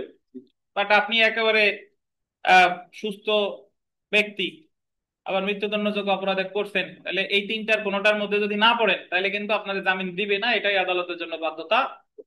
এজন্য যখন জামিনযোগ্য অপরাধে জামিন চাওয়া হয়, মোটামুটি এই 3টার যে কোনো একটা ওখানে থাকে, হয় স্ত্রীলোক হয়, নাহলে 16 বছরের কম হয়, নাহলে পীড়িত বা অক্ষম হয়। তো এই 497 ধারায় জামিন ছাড়াও আরো অনেক জায়গায় জামিনের বিধান আছে। আমি যদি আপনার মনে করাই দিই, দেখেন 167 167 5 বলছে যে 120 দিনের মধ্যে তদন্ত শেষ করতে না পারলে জামিন দিতে পারে। 344 ধারায় বলছে, সরি 339C, যে ম্যাজিস্ট্রেট আদালত বিচার শেষ করবে 180 দিন, দায়রা আদালত বিচার শেষ করবে 360 দিন, এর মধ্যে যদি শেষ করতে না পারে জামিন দিতে পারে। মনে আছে কিনা? তারপরে আপিল আদালত জামিন দিতে পারে, মাত্রই বললাম 426 427। তারপরে এই যে আমাদের যে একটু আগে বললাম রিভিশন আদালত জামিন দিতে পারে কত, 435 435। আর এছাড়া জামিনযোগ্য অপরাধের ক্ষেত্রে জামিন আছে 496, আর জামিন অযোগ্য অপরাধের ক্ষেত্রে আছে কত, 497। এখন দেখেন 498 ধারায় এখানে টাইটেল দিছে আগাম জামিন, এন্টিসিপেটরি বেল, বাট অ্যাকচুয়ালি 498 ধারায় মোট 3টা ক্ষমতা আছে। কয়টা বলেন? 3টা। এই 3টা ক্ষমতা কি আমি একটু ব্যাখ্যা দিই। ধরেন যদি কোনো ব্যক্তিকে ম্যাজিস্ট্রেট কোর্টে মানে এই যে যাদের রাজনৈতিক মামলায় গ্রেফতার করছে বা যার বিরুদ্ধে মাত্র মামলা হয়েছে, একজন ব্যক্তি হত্যা করছে, তারা গ্রেফতার করছে, তো গ্রেফতার করার সাথে সাথে ওই মামলাটায় জামিন চাওয়া হয় আমলি আদালতে, কগনিজেন্স কোর্টে। যদি জামিন যোগ্য হয় তাহলে 496, জামিন অযোগ্য হলে 497। 497 ধারা আমলি আদালতে আপনি জামিন চাইলেন, আমলি আদালত আপনার জামিন দেয় নাই। যেহেতু দেয় নাই, এখন আপনাকে দায়রা জজ আদালতে ক্রিমিনাল মিসেলেনিয়াস কেস দায়ের করতে হবে, যেটারে আপনারা বলেন সিআর মিস বা ফৌজদারি বিবিধ মামলা, ফৌজদারি বিবিধ মামলা। তাহলে এই যে ফৌজদারি বিবিধ মামলার মাধ্যমে আপনি যে জামিনটা চাইতেছেন, এই জামিনটা হলো 498 ধারা। কত ধারা? 498 ধারা। এটা কিন্তু আগাম জামিন না। 498 ধারায় মোট 3টা ক্ষমতা আছে, তার মধ্যে আগাম জামিন একটা, বাট এই আগাম জামিন এখনো পড়ি নাই। নিম্ন আদালত যদি জামিন না দেয়, তাহলে দায়রা জজ কোর্টে জামিন চাইবে কত ধারায়? 498। আর দায়রা জজ কোর্টে যে জামিনটা চাইবে, এটার নাম ফৌজদারি বিবিধ মামলা। বুঝছেন? ধরেন দায়রা জজের কাছে আমি জামিন চাইলাম, দেয় নাই, তাহলে আমি যাবো হাইকোর্টে, সেটাও 498 ফৌজদারি বিধিত মামলা। অর্থাৎ কগনিজেন্স কোর্টে কখনোই 498 ধারায় জামিন চাওয়া যায় না। কগনিজেন্স কোর্টে জামিন চাইতে হবে 497। উনি না দিলে দায়রা জজ কোর্টে 498, দায়রা জজ যদি না দেয় হাইকোর্টে 498। বুঝেন কিনা? এই জিনিসগুলো আপনার কাজে লাগবে লিখিত পরীক্ষার সময়। ওই জায়গা বলে যে জামিন ধারা সহ জামিনের দরখাস্ত করুন, বাস্তবে দরখাস্তে অনেক সময় ধারা টারা কিছুই উল্লেখ করা লাগে না। আচ্ছা, আর একটা কথা হলো যে একটা পেলাম 498, তাহলে ফৌজদারি বিবিধ মামলা 498। আচ্ছা, আর একটা হলো আগাম জামিন। যখন আগাম জামিন, আমি আপনাদের একটা এডিশনাল পেজ দিছি, এটা পড়বো, যে যখন কোনো ব্যক্তিরে গ্রেফতার করে নাই বাট সে আশঙ্কা করতেছে যে তার রাজনৈতিক মামলায় বা যে কোনো কারণে হয়রানি করতে পারে, তাহলে গ্রেফতার হওয়ার আগেই যে জামিন, এটারে বলে আগাম জামিন। এটাও 498। তাহলে নিম্ন আদালত জামিন না দিলে জামিন 498, আগাম জামিনও কত? 498। আর একটা ক্ষমতা 498 ধারায় আছে, সেটা হলো ওই মুচলেকার পরিমাণ কমানো। ধরেন 5,000 টাকার বন্ডে জামিন দিতে, এখন আপনি মনে করতেছেন যে আপনার জন্য এই বন্ডের টাকা বেশি হয়ে গেছে, তো আপনি কমানোর আবেদন করবেন, এটাও 498। কোন আদালতে? ওই দায়রা জজ আদালতে। বুঝছেন? হ্যাঁ তুষার, এটাই এটাই এটাই। হ্যাঁ হ্যাঁ হ্যাঁ, আমার মেসেজ দিন তাহলে হবে। জি, ঠিক আছে, আমি ক্লাসে আছি তো, আপনি মেসেজ দিলেই হবে। ঠিক, ঠিক আছে। জি, জি। আচ্ছা, তো তাহলে বলবেন কিছু? তো তাহলে 498 ধারায় কয়টা ক্ষমতা আছে বলেন? তিনটা। নিম্ন আদালত জামিন না দিলে ফৌজদারি বিবিধ মামলা 498, আগাম জামিন 98, জামানতের টাকা কমানো 98। এবার ওই কাগজটা হাতে নেন।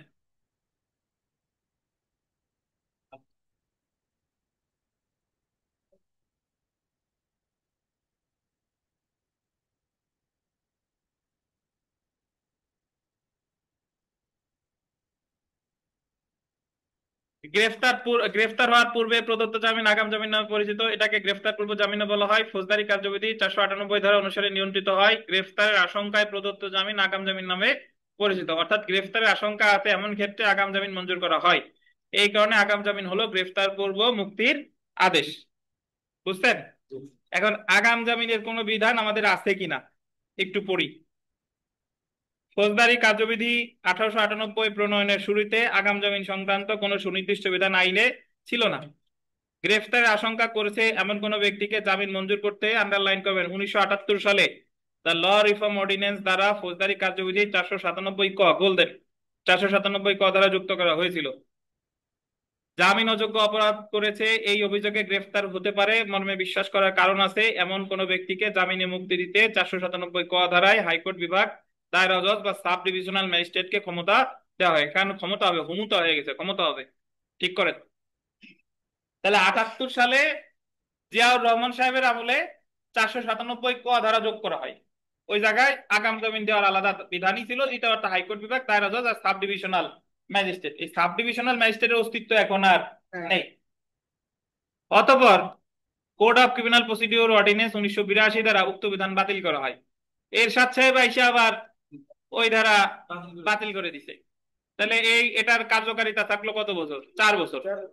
1982 সালে উক্ত 497 ক ধারার বিধান বাতিল করার পর আগাম জামিন সংক্রান্ত নতুন কোনো বিধান যুক্ত করতে আইন প্রণেতারা কোনো উদ্যোগ গ্রহণ করেনি, এবং এই কারণে বর্তমানে ফৌজদারি কার্যবিধি এবং অন্য কোনো আইনে আগাম জামিন মঞ্জুর সংক্রান্ত কোনো সুনির্দিষ্ট বিধান নেই। বুঝছেন? যদিও ফৌজদারি কার্যবিধিতে আগাম জামিন সম্পর্কিত কোনো সুনির্দিষ্ট বিধান নেই, তথাপি ফৌজদারি কার্যবিধির গোল দিবেন 498 ধারায় আগাম জামিন গ্রেফতার হওয়ার পূর্বে জামিন নিয়ন্ত্রিত হয়। তো 498 ধারা যদি আপনি তন্ন তন্ন করেও খুঁজেন, ওই জায়গায় আগাম জামিন রিলেটেড কোনো কথা নাই। তাহলে বাট আগাম জামিন বর্তমানে চাওয়া হয় কত ধারায়? 498 ধারায়। আর 498 মানেই দুইটা আদালত মনে রাখবেন, আগাম জামিন চান, জামিন না মঞ্জুর হইলে চান, আর রাশের চান। 498 মানে দুইটা আদালত, দায়রা জজ আর হাইকোর্ট বিভাগ। এখন আমরা আসি যে আদালত আগাম জামিন দিতে পারে। দেখেন 498 ধারায় আগাম জামিন মঞ্জুর করার ক্ষমতা এবং ক্ষমতা হাইকোর্ট বিভাগ এবং দায়রা আদালতকে প্রদান করা হয়েছে। কাকে কাকে? হাইকোর্ট বিভাগ আর দায়রা আদালত। আরো স্পেসিফিক করে বললে দায়রা জজ, ঠিক আছে। যদিও দায়রা জজের কাছে চাওয়ার প্র্যাকটিস নাই, বিধান আছে, কিন্তু আগাম জামিন সাধারণত চাওয়া হয় কোথায়? হাইকোর্টে। বাট পরীক্ষা আসলে দুইটাই। তবে আগাম অগ্রিম জামিন হাইকোর্ট কর্তৃক সচরাচর ব্যবহার করা হয়, জেনে রাখা ভালো, আন্ডারলাইন করবেন। চার্জশিট দাখিলের পূর্ব পর্যন্ত আগাম জামিন মঞ্জুর করা যায়, পাইছেন? কিন্তু চার্জশিট বা পুলিশ রিপোর্ট দাখিলের পর আগাম জামিন মঞ্জুর করা যায় না। চার্জশিট যদি একবার দিয়ে ফেলে তাহলে আর আগাম জামিন চাওয়া যাবে না।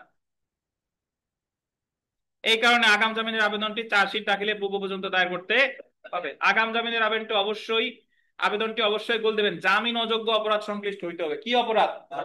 এটা গুরুত্বপূর্ণ, পরীক্ষায় প্রশ্ন আসবে যে কোন ধরনের অপরাধের ক্ষেত্রে আগাম জামিন চাওয়া যায়। জামিন অযোগ্য। ফৌজদারি কার্যবিধি 497 ধারার শর্ত প্রতিপালন করবে, অর্থাৎ মৃত্যুদণ্ড, যাবজ্জীবন কারাবাসযোগ্য অপরাধের ক্ষেত্রে যেমন খুনের, ধর্ষণের অপরাধের ক্ষেত্রে আগাম জামিনের জন্য দায়েরকৃত আবেদন বিবেচনা করার সুযোগ কি? সীমিত।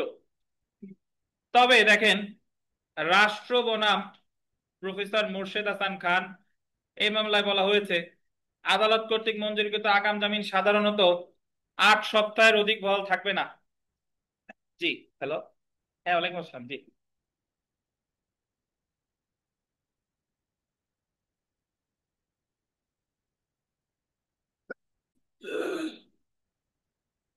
তাহলে আদালত কর্তৃক মঞ্জুরকৃত আগাম জামিন সাধারণত 8 সপ্তাহের অধিক বহাল থাকবে না। যদি পরীক্ষায় আসে যে আগাম জামিন সাধারণত কতদিন বহাল থাকতে পারে? 8 সপ্তাহ। এবং চার্জশিট দাখিলের পর আর বহাল থাকবে না, শুধুমাত্র জামিন অযোগ্য অপরাধের ক্ষেত্রে আগাম জামিন মঞ্জুর করা যেতে পারে। বুঝছেন? তাহলে এই হলো আমাদের আগাম জামিন। তো এখন আমরা এই জায়গায় একটা বিধান পড়ে ফেলি, সেটা হলো জামিন নামা বাজেয়াপ্ত, 514 ধারা। জামিন নামা বাজেয়াপ্ত হলো ওই যে যখন কোনো আসামির জামিন দেয় যে অমুক রে 5,000 টাকার বন্ডে জামিন দেওয়া হলো, আপনারা সাথে সাথে গিয়ে ওই আসামির কাছ থেকে 5,000 টাকা দেন, আনতে এখনই দেওয়া লাগবে, ঘোষণা করছে এই টাকা এখনই লাগবে। তো অ্যাকচুয়ালি ওই 5,000 টাকাটা কখন দেওয়া লাগবে সেই বিধানটা বলছে 514 ধারায়। ওই 5,000 টাকা বা ওই 50,000 টাকা যে জামিনদার হলো তার দেওয়া লাগবে যদি ভবিষ্যতে যারা জামিন দেওয়া হলো সে যদি জামিনের শর্ত ভঙ্গ করে। ওটা কিন্তু সাথে সাথে আদালতে দেওয়া লাগে না। তো 514 ধারায় জামিননামা বাজেয়াপ্ত সংক্রান্ত বিধান আলোচনা করা হয়েছে। ধারা 514 অনুযায়ী নিম্নোক্ত আদালত জামিননামা বাজেয়াপ্তির আদেশ দিতে পারে। কে কে পারে দেখেন? যে আদালত জামিননামাটি গ্রহণ করেছিল সে পারে, মেট্রোপলিটন ম্যাজিস্ট্রেট পারে, আর কে পারে? প্রথম শ্রেণী ম্যাজিস্ট্রেট। এখন দেখেন এই জায়গা কি প্রশ্ন আসতে পারে। প্রথমত আসতে পারে যে জামিননামা বাজেয়াপ্ত করে কত ধারায়? আচ্ছা, এরপরে দেখেন উপরোক্ত আদালত যদি দেখেন জামিননামা বাজেয়াপ্ত হয়েছে তখন প্রমাণ লিপিবদ্ধ করে মুচলেকাবদ্ধ ব্যক্তিকে জামিননামায় বর্ণিত অর্থ পরিশোধ করতে বা কেন পরিশোধ করা হবে না এই মর্মে কারণ দর্শাতে বলবেন। ধরেন দিনেশ আসে নাই, এখন দিনেশের জামিনদার একজন উকিল সাহেব, তাহলে ওনারে বলবে যে দিনেশ তো চলে গেছে, আপনি কেন জামিননামার যে অর্থ আছে পরিশোধ করবে না, কারণ দর্শান। কারণ দর্শাতে ব্যর্থ হলে বা অর্থ প্রদান করা না হলে উক্ত মুচলেকাবদ্ধ ব্যক্তির অস্থাবর সম্পত্তি বা সেই ব্যক্তি মারা গেলে তার পরিত্যক্ত সম্পত্তির মধ্যে হতে অস্থাবর সম্পত্তি ক্রয় ও বিক্রয়ের জন্য ওয়ারেন্ট জারি পূর্বক আদালত উক্ত অর্থ আদায়ের ব্যবস্থা অবলম্বন করতে পারে। ধরেন সে কারণ দর্শাতে ব্যর্থ হয়েছে, তাহলে ওই ব্যক্তির যে অস্থাবর সম্পত্তি আছে তা ক্রয় বিক্রয় করে আদায় করা হবে। স্থাবর না, কি অস্থাবর। মারা গেলেও কি অস্থাবর সম্পত্তি। তাহলে পরীক্ষায় আসতে পারে যে জামিননামা বাজেয়াপ্তির ক্ষেত্রে জামিনদারের কোন ধরনের সম্পত্তি ক্রয় করা হয়? অস্থাবর। কত ধারায়? 514 ধারায়। উক্ত অর্থ পরিশোধ না করলে এবং উক্ত ক্রয় ও উক্ত ক্রয় ও বিক্রয়ের মাধ্যমে অর্থ আদায় করা না গেলে আদালত ওয়ারেন্ট ইস্যু করেছিলেন। ওয়ালাইকুম আসসালাম, আসেন।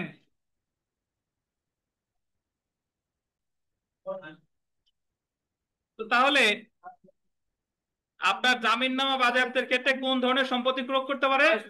অস্থাবর। তারপরে দেখেন উক্ত অর্থ পরিশোধ না করলে বা উক্ত ক্রয় বা বিক্রয়ের মাধ্যমে অর্থ আদায় না করা গেলে যে আদালত ওয়ারেন্ট ইস্যু করেছিলেন সে আদালতের আদেশ ক্রমে মুচলেকাবদ্ধ ব্যক্তিকে আন্ডারলাইন করবেন দেওয়ানি কারাগারে 6 মাস পর্যন্ত আটক রাখা যাবে। কতদিন? 6 মাস পর্যন্ত। অর্থাৎ যদি সে অর্থটা পরিশোধ না করে তাহলে দেওয়ানি কারাগারে তারে আটক রাখবে কতদিন? 6 মাস।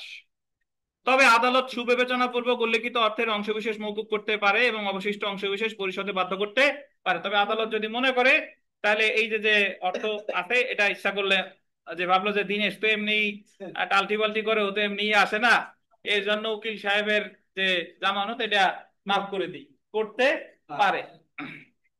কোন, এটা লাস্টের দুইটা লাইন গুরুত্বপূর্ণ, কোন জামিননামা বাজেয়াপ্ত হওয়ার পূর্বে জামিনদার মারা গেলে, মানে যতদিন পর্যন্ত ওই জামিনদার মানে দিনের শর্ত ভঙ্গ করে নাই, দিনেশের আচার আচরণ ঠিক আছে, কিন্তু তার আগেই জামিনদার মারা গেছে, তাহলে জামিননামা সম্পর্কিত সমস্ত দায় হতে মুক্ত হয়ে যাবে। কারণ উনি মারা যাওয়ার পরে যদি দিনেশ ভঙ্গ করে তাহলে আর উনার দায় নাই, কিন্তু উনি বেঁচে থাকা অবস্থায় যদি দিনেশ সাহেব শর্ত ভঙ্গ করে তাহলে ওনার অস্থাবর সম্পত্তি থেকে ওই জামানতের টাকা আদায় করা হবে, আর না হলে কারাগারে থাকবে কতদিন? 6 মাস।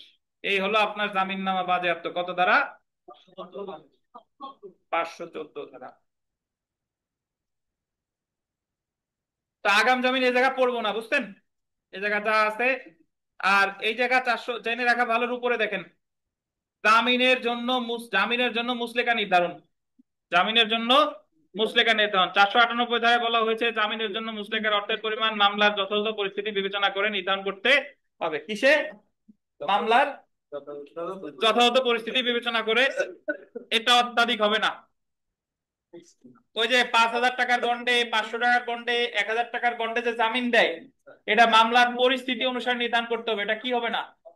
অত্যাধিক হবে না। হাইকোর্ট বা দায়রা আদালত যে কোনো সময় যে কোনো ব্যক্তিকে জামিন মঞ্জুর বা পুলিশ অফিসার বা ম্যাজিস্ট্রেটকে দাবিকৃত জামিন হ্রাস করার আদেশ দিতে পারে। তাহলে 498 মানেই আদেশটা দিবে আইদার দায়রা আদালত অথবা হাইকোর্ট বিভাগ। জেনে রাখা ভালো, দেখেন জেনে রাখা ভালো, আদালত বেল বন্ডের জন্য অধিক অর্থ নির্ধারণ করলে উক্ত অর্থ যুক্তিসঙ্গত হারে কমানোর জন্য আবেদন করতে হয় ফৌজদারি কার্যবিধি 498 ধারায়। 500 ধারা অনুযায়ী মুসলেকা সম্পাদিত হওয়ার সাথে সাথে যে ব্যক্তির উপস্থিতির জন্য এমন মুসলেকা সম্পাদন করা হয়েছিল তাকে জামিনে মুক্তি দিতে হবে। যখনই উনি বেল বন্ড দিয়ে দিবে সাথে সাথে ওনারে মুক্তি দিতে হবে। কত ধারায় বলছে? 500 ধারা। বলেন। পুলিশ কর্তৃক জামিন সম্পর্কিত পুলিশ জামিন দিতে পারে, কত ধারায় পারে বলেন? প্রশ্ন করে ফাঁসে গেছেন। পুলিশ তদন্তকারী কর্মকর্তা বা থানার ভারপ্রাপ্ত কর্মকর্তা জামিন দিতে পারে থানা থেকে, কত ধারায় বলেন? আপনাদের ভাইবার প্রশ্ন, বলেন। 169। 169 ধারায় পুলিশও মুক্তি দিতে পারে, জামিন দিতে পারে। তো এখানে মোটামুটি যে প্রশ্ন আছে সব পড়ে নিবেন। তো তার মধ্যে একেবারে সব শেষের প্রশ্নটা আর শেষের সর্বশেষ দুইটা, যে ক্ষেত্রে প্রথম জামানত অপর্যাপ্ত হয় সেক্ষেত্রে আদালত পর্যাপ্ত জামানত প্রদানের নির্দেশ দিতে পারে। মানে প্রথমে উনি জামিন দিছিল 500 টাকার বন্ডে, পরে ইচ্ছা করলে বলতে পারে যে আপনি 1,000 টাকার বন্ড এক্সিকিউট করবেন। কোন কারণে? যদি ভুলে গ্রহণ করে থাকে, যদি প্রতারণার মাধ্যমে গ্রহণ করে থাকে, পরবর্তী কোনো কারণে কি হয়? অপর্যাপ্ত হয়। ভুলে গ্রহণ করতে মানে ওনার উদ্দেশ্য ছিল 10,000 কিন্তু লিখে ফেলছে 1,000।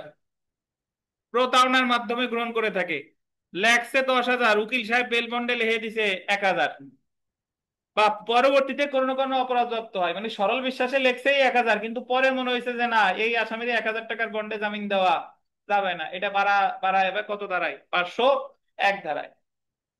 ধারা মনে না থাক, ফ্যাক্ট মনে রাখেন।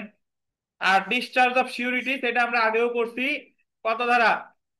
502 ধারা। আর একটা ধারা আছে কত বলেন? 126। 502 এর সাথে লেখেন 126।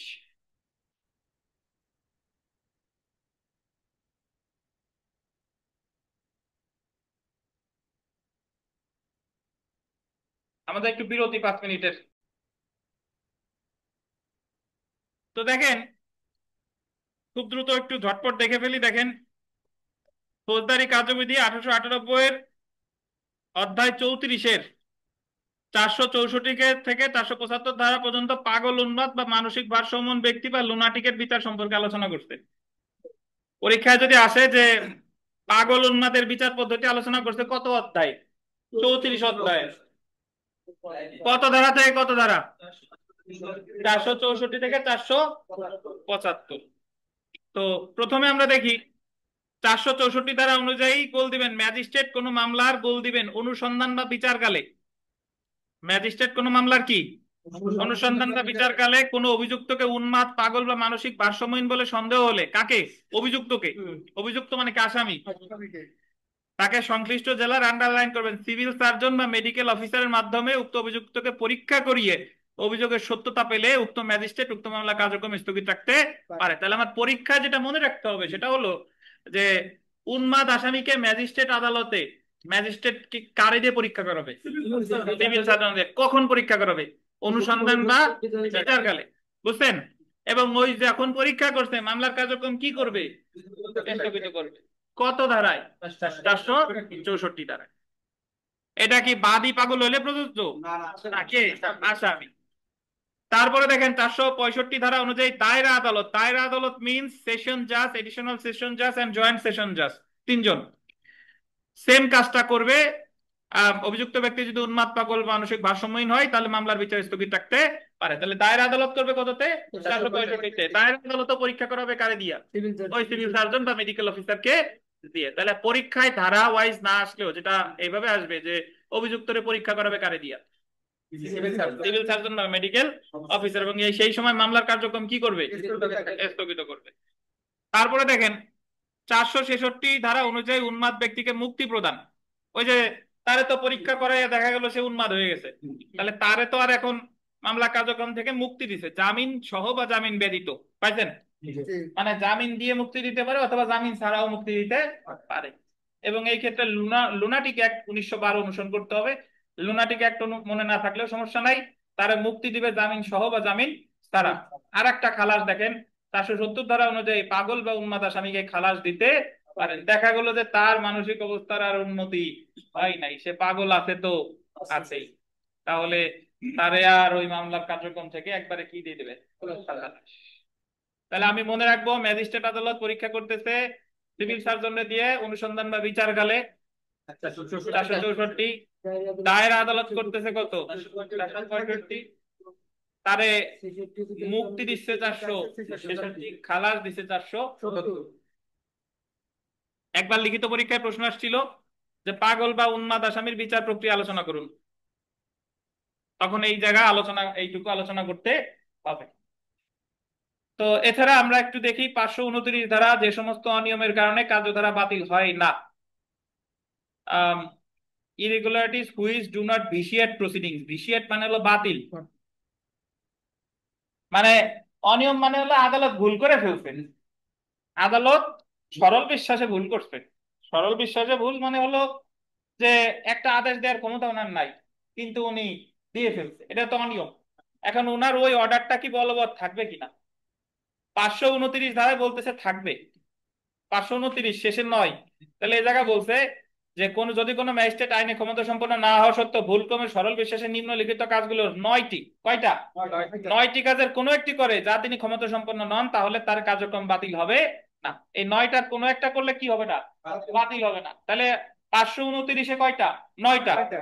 তো এর মধ্যে আপনি সুনির্দিষ্টভাবে যেটা মনে রাখবেন, প্রথমটা দেখেন 98 ধারায় তল্লাশি পরোয়ানা ইস্যু।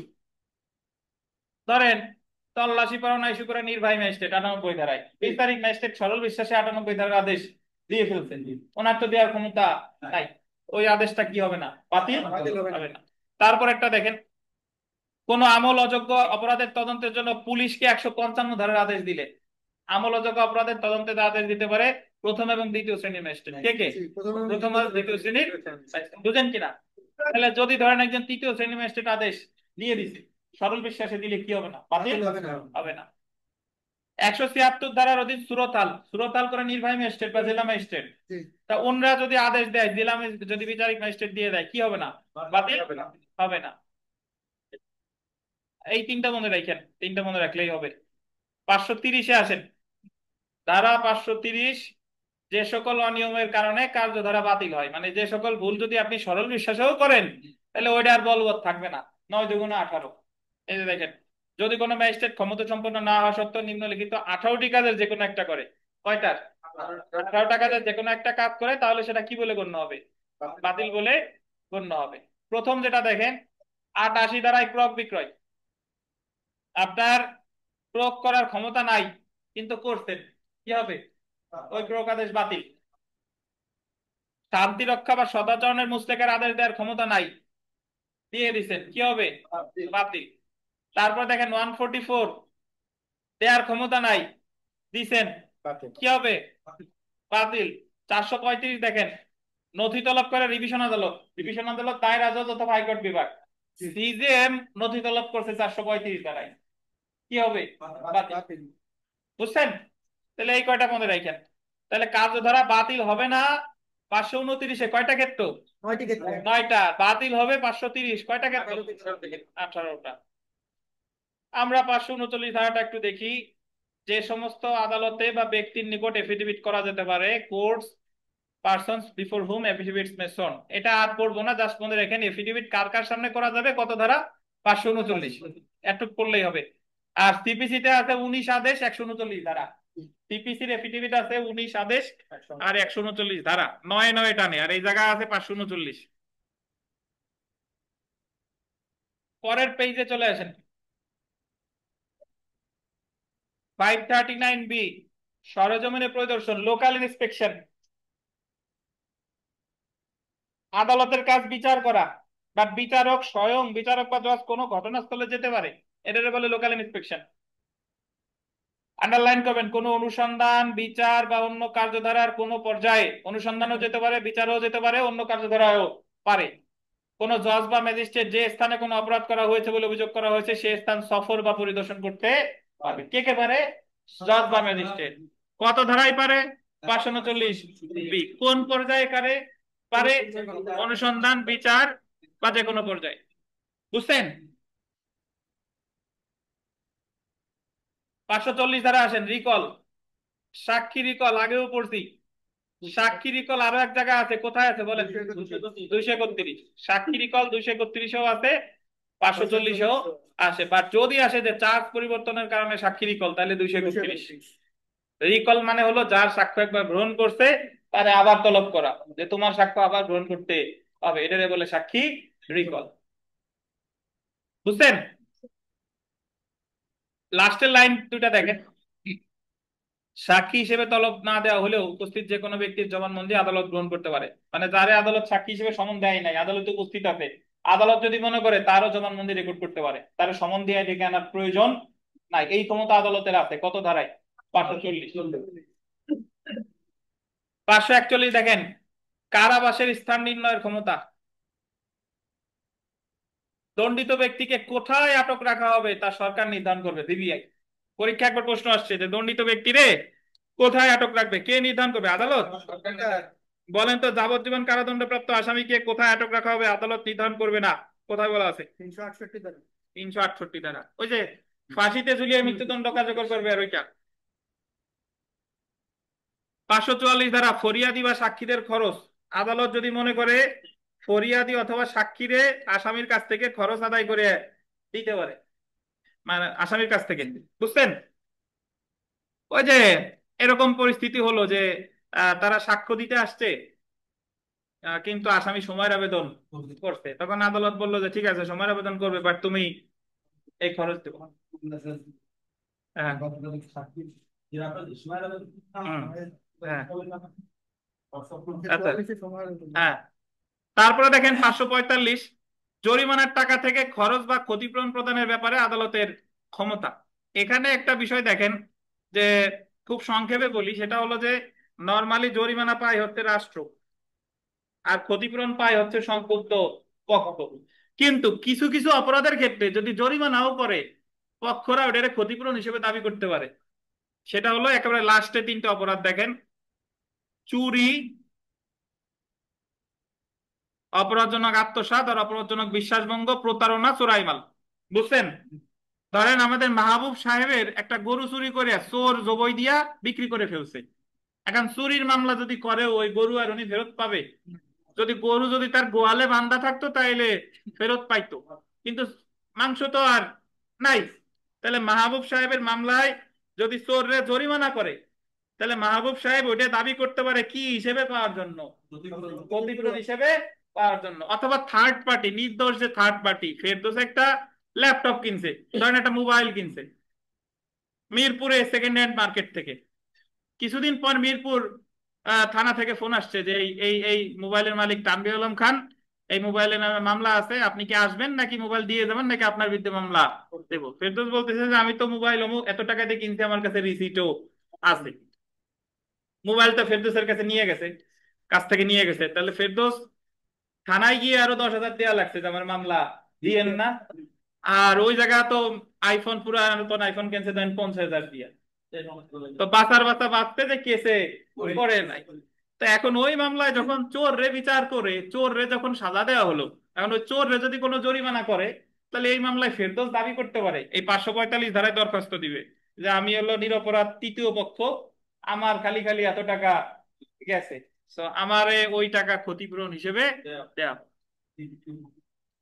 হ্যাঁ, 545 ধারায় দরখাস্ত দিতে হবে, যদি আদালত স্বপ্ন দিতে হয়, না চাই, না দিতে চাই, তাহলে দরখাস্ত দিতে হবে। 552 ধারা দেখেন, অপহৃত নারী প্রত্যর্পণে বাধ্য করার ক্ষমতা। যে নারীরে অপহরণ করছে তারে প্রত্যর্পণ মানে হলো ফিরিয়ে আনা, ওই যে রেস্টিটিউশন মানে হলো পুনঃপ্রত্যর্পণ।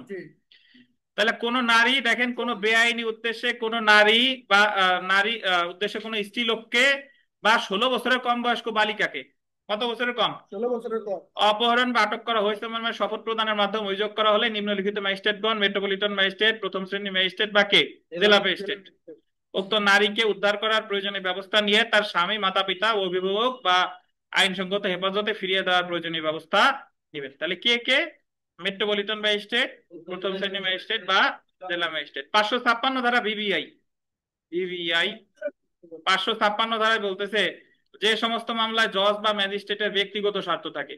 যদি কোনো মামলায় জজ বা ম্যাজিস্ট্রেট, আমরা বাংলা সিনেমায় দেখি সত্যের মৃত্যু নাই, আলমগীর সাহেব হচ্ছে বিচারক, শাবানা হচ্ছে কি আইনজীবী, আর সালমান শাহ হচ্ছে আসামি, তাহলে এই মামলায় তো সরাসরি ওনার স্বার্থ আছে। ফৌজদারি কার্যবিধির 556 ধারা অনুসারে উনি এই মামলা বিচার করতে পারবেন না। তবে পারবে যদি উনি যে আদালতের অধীনস্থ, হাইকোর্ট যদি উনার অনুমতি দেয়। নর্মালি উনি পারবেন না, বাট হাইকোর্ট যদি দেয় তাহলে পারবেন। এই যে দেখেন, যে সমস্ত মামলায় জজ বা ম্যাজিস্ট্রেটের ব্যক্তিগত স্বার্থ থাকে, সেই মামলায় তিনি নিজে একজন পক্ষ, সেই মামলার বিচারে ঊর্ধ্বতন আপিল আদালতের অনুমতি না নিয়ে করবেন না। দেখেন, ঊর্ধ্বতন আপিল আদালতের অনুমতি না নিয়ে বিচার করবেন না। ম্যাজিস্ট্রেট, এরপর একটা ভিভিআই, ম্যাজিস্ট্রেট তার নিজের প্রদত্ত রায় বা দণ্ডাদেশের বিরুদ্ধে আপিল শুনতে পারবেন না। 3টে স্টারদের যে রায়টা ম্যাজিস্ট্রেট দিছে সেই রায়ের বিরুদ্ধে উনি আপিল শুনতে পারবেন না। এখন বলতে পারেন স্যার কেমনে? চিফ জুডিশিয়াল ম্যাজিস্ট্রেট যিনি, তিনি অতিরিক্ত দায়রা জজ পদমর্যাদার, জানেন? সিজেএম, উনি ম্যাজিস্ট্রেট কোর্টে উনার পদমর্যাদা হলো সিজেএম, আর উনি যদি দায়রা জজ কোর্টে যায় তাহলে উনার পদমর্যাদা হলো অতিরিক্ত। ধরেন গোপালগঞ্জের অতিরিক্ত দায়রা জজ, সরি চিফ জুডিশিয়াল ম্যাজিস্ট্রেট একটা মামলায় রায় দিতে, রায় দেওয়ার পরে কিছুদিন পরে উনি দায়রা জজ কোর্টে অতিরিক্ত দায়রা জজ হয়েছে। এখন ওনার কাছে গিয়ে ওই দণ্ডাদেশের বিরুদ্ধে ওনার কাছে আপিল করছে, ওই দণ্ডটা দিছিল কে? উনি। আবার আপিল আদালত কি? উনি। সো উনি এই মামলার বিচার আপিল শুনবেন না। এটা বলতে পারেন স্যার কেন শুনবেন না? কারণ এটা হচ্ছে প্রিন্সিপাল অফ ন্যাচারাল জাস্টিসের ভায়োলেশন, ন্যায় বিচারের পরিপন্থী। যে রায় দিছে সেই যদি শুনে তার এই জায়গা, তাহলে তার একটা পক্ষপাতিত্বের সম্ভাবনা আছে। বুঝছেন?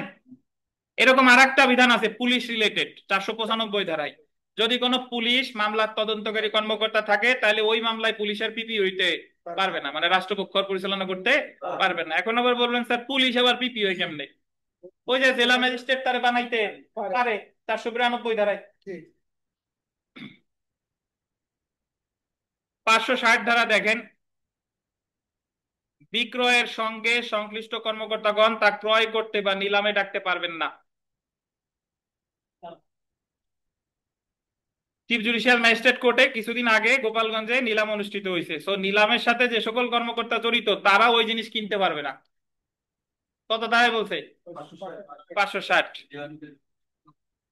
সর্বশেষ দেখেন 561, স্বামী কর্তৃক স্ত্রীকে ধর্ষণের অপরাধ চিফ জুডিশিয়াল ম্যাজিস্ট্রেট বা চিফ মেট্রোপলিটন ম্যাজিস্ট্রেট, আন্ডারলাইন করবেন, ব্যতীত অন্য কেউ আমলে নেবে না। স্বামী কর্তৃক স্ত্রীকে ধর্ষণের অপরাধের ক্ষেত্রে আমলে নিতে পারে সিজিএম অথবা সিএমএম, আর এটা তদন্ত করবে, গোল দিবেন, পুলিশ ইন্সপেক্টর, পদমর্যাদার নিচে নন। নরমালি তদন্ত করে পুলিশ সাব ইন্সপেক্টর, আর এখানে করবে কে? Police inspector. তাহলে স্বামী কর্তৃক স্ত্রীকে ধর্ষণের মামলা করবে চিফ জুডিশিয়াল ম্যাজিস্ট্রেটের কাছে বা চিফ মেট্রোপলিটন ম্যাজিস্ট্রেটের কাছে, আর তদন্ত করবে কে? Police police inspector. ইন্সপেক্টর। কত ধারায়? 500। সো আগামীকাল আমাদের ফৌজদারি কার্যবিধি শেষ করতে 1 ঘন্টা লাগবে। 4:30টায় চলে আসবেন। 4:30 থেকে 5:30 আমাদের পরীক্ষা, মানে এটার পড়া। এরপরে মাগরিব শেষে আমাদের তামাদি আইনের 100 মার্কের পরীক্ষা। বুঝতে পারছেন? না, আগামীকাল দণ্ডবিধি আনার দরকার নাই, এটা বাকিটুকু করতে হবে, এখনো তো শেষ হয়নি। সো আজকে এই পর্যন্তই। ভালো থাকেন। বকেয়া টকেয়া যারা আছে দেন, যারা রিএডমিট হবেন দ্রুত হন। ভালো থাকেন। আল্লাহ হাফেজ।